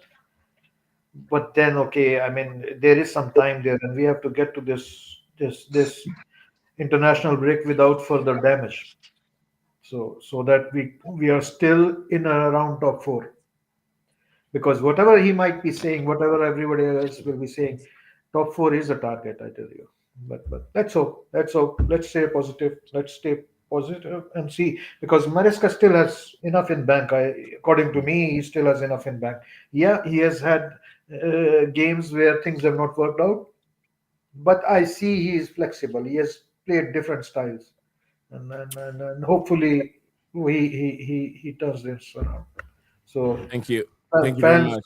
I wish everybody to calm down and like okay, this is how it is normally when you have a new team and a young team. Like there Yeah. will be ups and downs, but incremental overall, there the in terms of position, league table position, we are improving. We are better than in better position than we were 1 year before or 2 years before. So Yeah. there is reason for optimism. Things will change. Let's hope for the best. We have to support the team. Kindness, big up to you, kindness. Chelsea should sack Maraska. I think Ooh. no kindness. That's the problem is Straight not up, only on straight Maraska. up, big Kindness. up, kindness, big up. Emmanuel also Politics. said must Palmer play all 90 minutes while we send Joao Felix Yeah, on we loan. made that. We had that conversation, didn't we? Yeah, we did. That's when we blame Enzo Maresca. If he signed, if he put a signature down for them to release Joao Felix to AC Milan. We discussed that. To me, Look, I there think are that's things. the Look, fault of Maresca. look, there are things you can Yeah, blame Maresca for. Definitely, surely. Like he's not been like 100% perfect, and right. even last two games, you can say like, okay, he tried something, it was not working, Yeah, and like 180 minutes playing the same style, bar like 20 minutes when Noni was there. If you remove those 10-20 minutes out of those two games, everything was same. He should have changed, but then he yeah. lost Noni also, so he didn't have the tools to change everything. It's Like, questionable, comment, but and like okay, I mean he's not subscribe. been perfect. Everything will Smash be the fine. like button. Exactly. I mean, thank you guys very much. Anyone that have joined us on the show today, I want to thank you very much. You deserve this. Smash that like button. Absolutely, you deserve this. I want to thank you very much. Thanks, Thank you Nee. very, very Thanks much everybody. for joining us. JC, pleasure, brother. I hope God I've bless got you for that joining same us mug, as by the usual. way, Lee. I've got Do that what? same mug, bro. I've got that same mug you've got. Exactly. The blue one. The Chelsea mug you got Oh, behind that you. one. It's just a mark. This one. Exactly. Got the same one, bro. Same Yeah. one. It's beautiful. Bought it a while ago, and the flags. My I have coffee. the flags Yeah, also over there. it's my Yeah. coffee mug and tea mug. Both things, mate. Every day. Thank you. Like I said, everyone. I want to wish you all, anyone that make it to Nehemiah. Yeah. Big up to me, Nehemiah, big brother. Kindness, big up to kindness and Emmanuel. You guys all deserve this. Thank you all for jumping on the show today. Like I said, oh come on, guys, you make too much noise. Come on, man. Yeah, it's okay. Yeah, they heard you. Big up to you, everyone. I want to say thank you all. But I'll leave you guys with David Code whilst I turn my stream off, and then I'll bring the stream to an end. DJ, God bless you and enjoy the rest Cheers, of your bruv. evening. JC, you too. Trust the Guys, process, everyone. Big up, everyone. Take care. trust the Peace process. out. Let's support it. Let's all rally Oh, there sorry. No, 25th. sorry. My bad. Trust the protest. That's DJ, what I in meant to say. Jurgensen we believe. Trust the protest. Big up Trust to the that. process, not the process. Not the process, the protest. Let me say that again. Trust the Protest. protest. Protest. Trust the protest. All right, guys, enjoy Big your up. day. I'll leave you with David Coop, Take and care. then I'll bring the stream to an end. Bye for now. Take Enjoy. care, See bro. you guys. Take care. Bye. Peace out, Good night. everyone. Good night. Bye. Good night. Bye. Bye. Bye. Bye. Yeah. Yeah.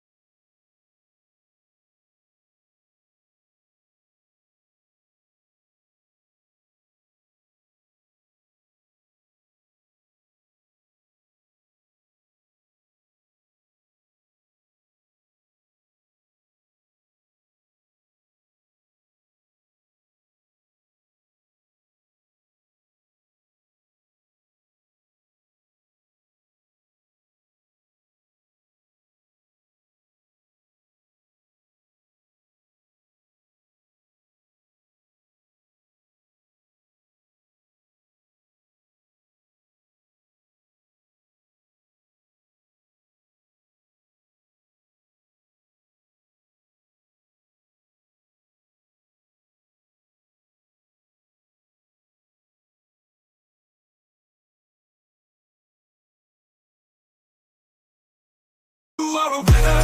Stand tall, be proud. In the face of doubt, you shout it loud. Feel the strength, let it in. With every step, you're gonna win. You are a winner, feel no pain.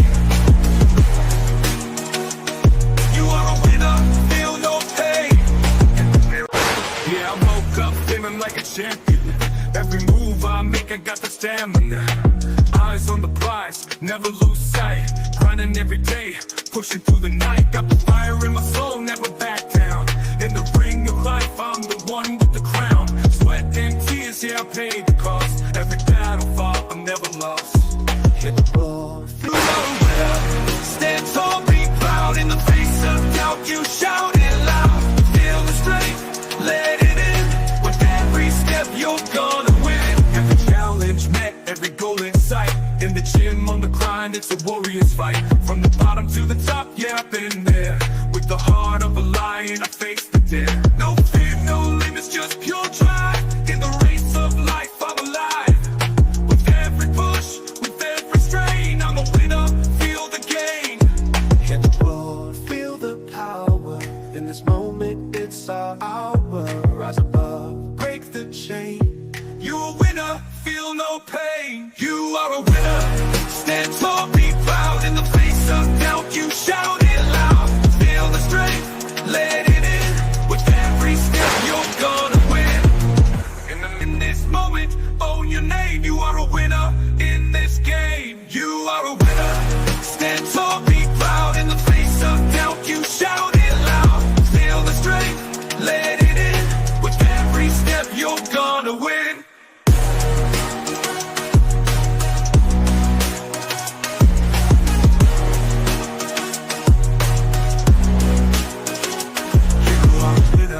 Stand tall, in the gym, on the grind, it's a warrior's fight. From the bottom to the top, yeah, I've been there. With the heart of a lion, I face the dare. No fear, no limits, just pure drive.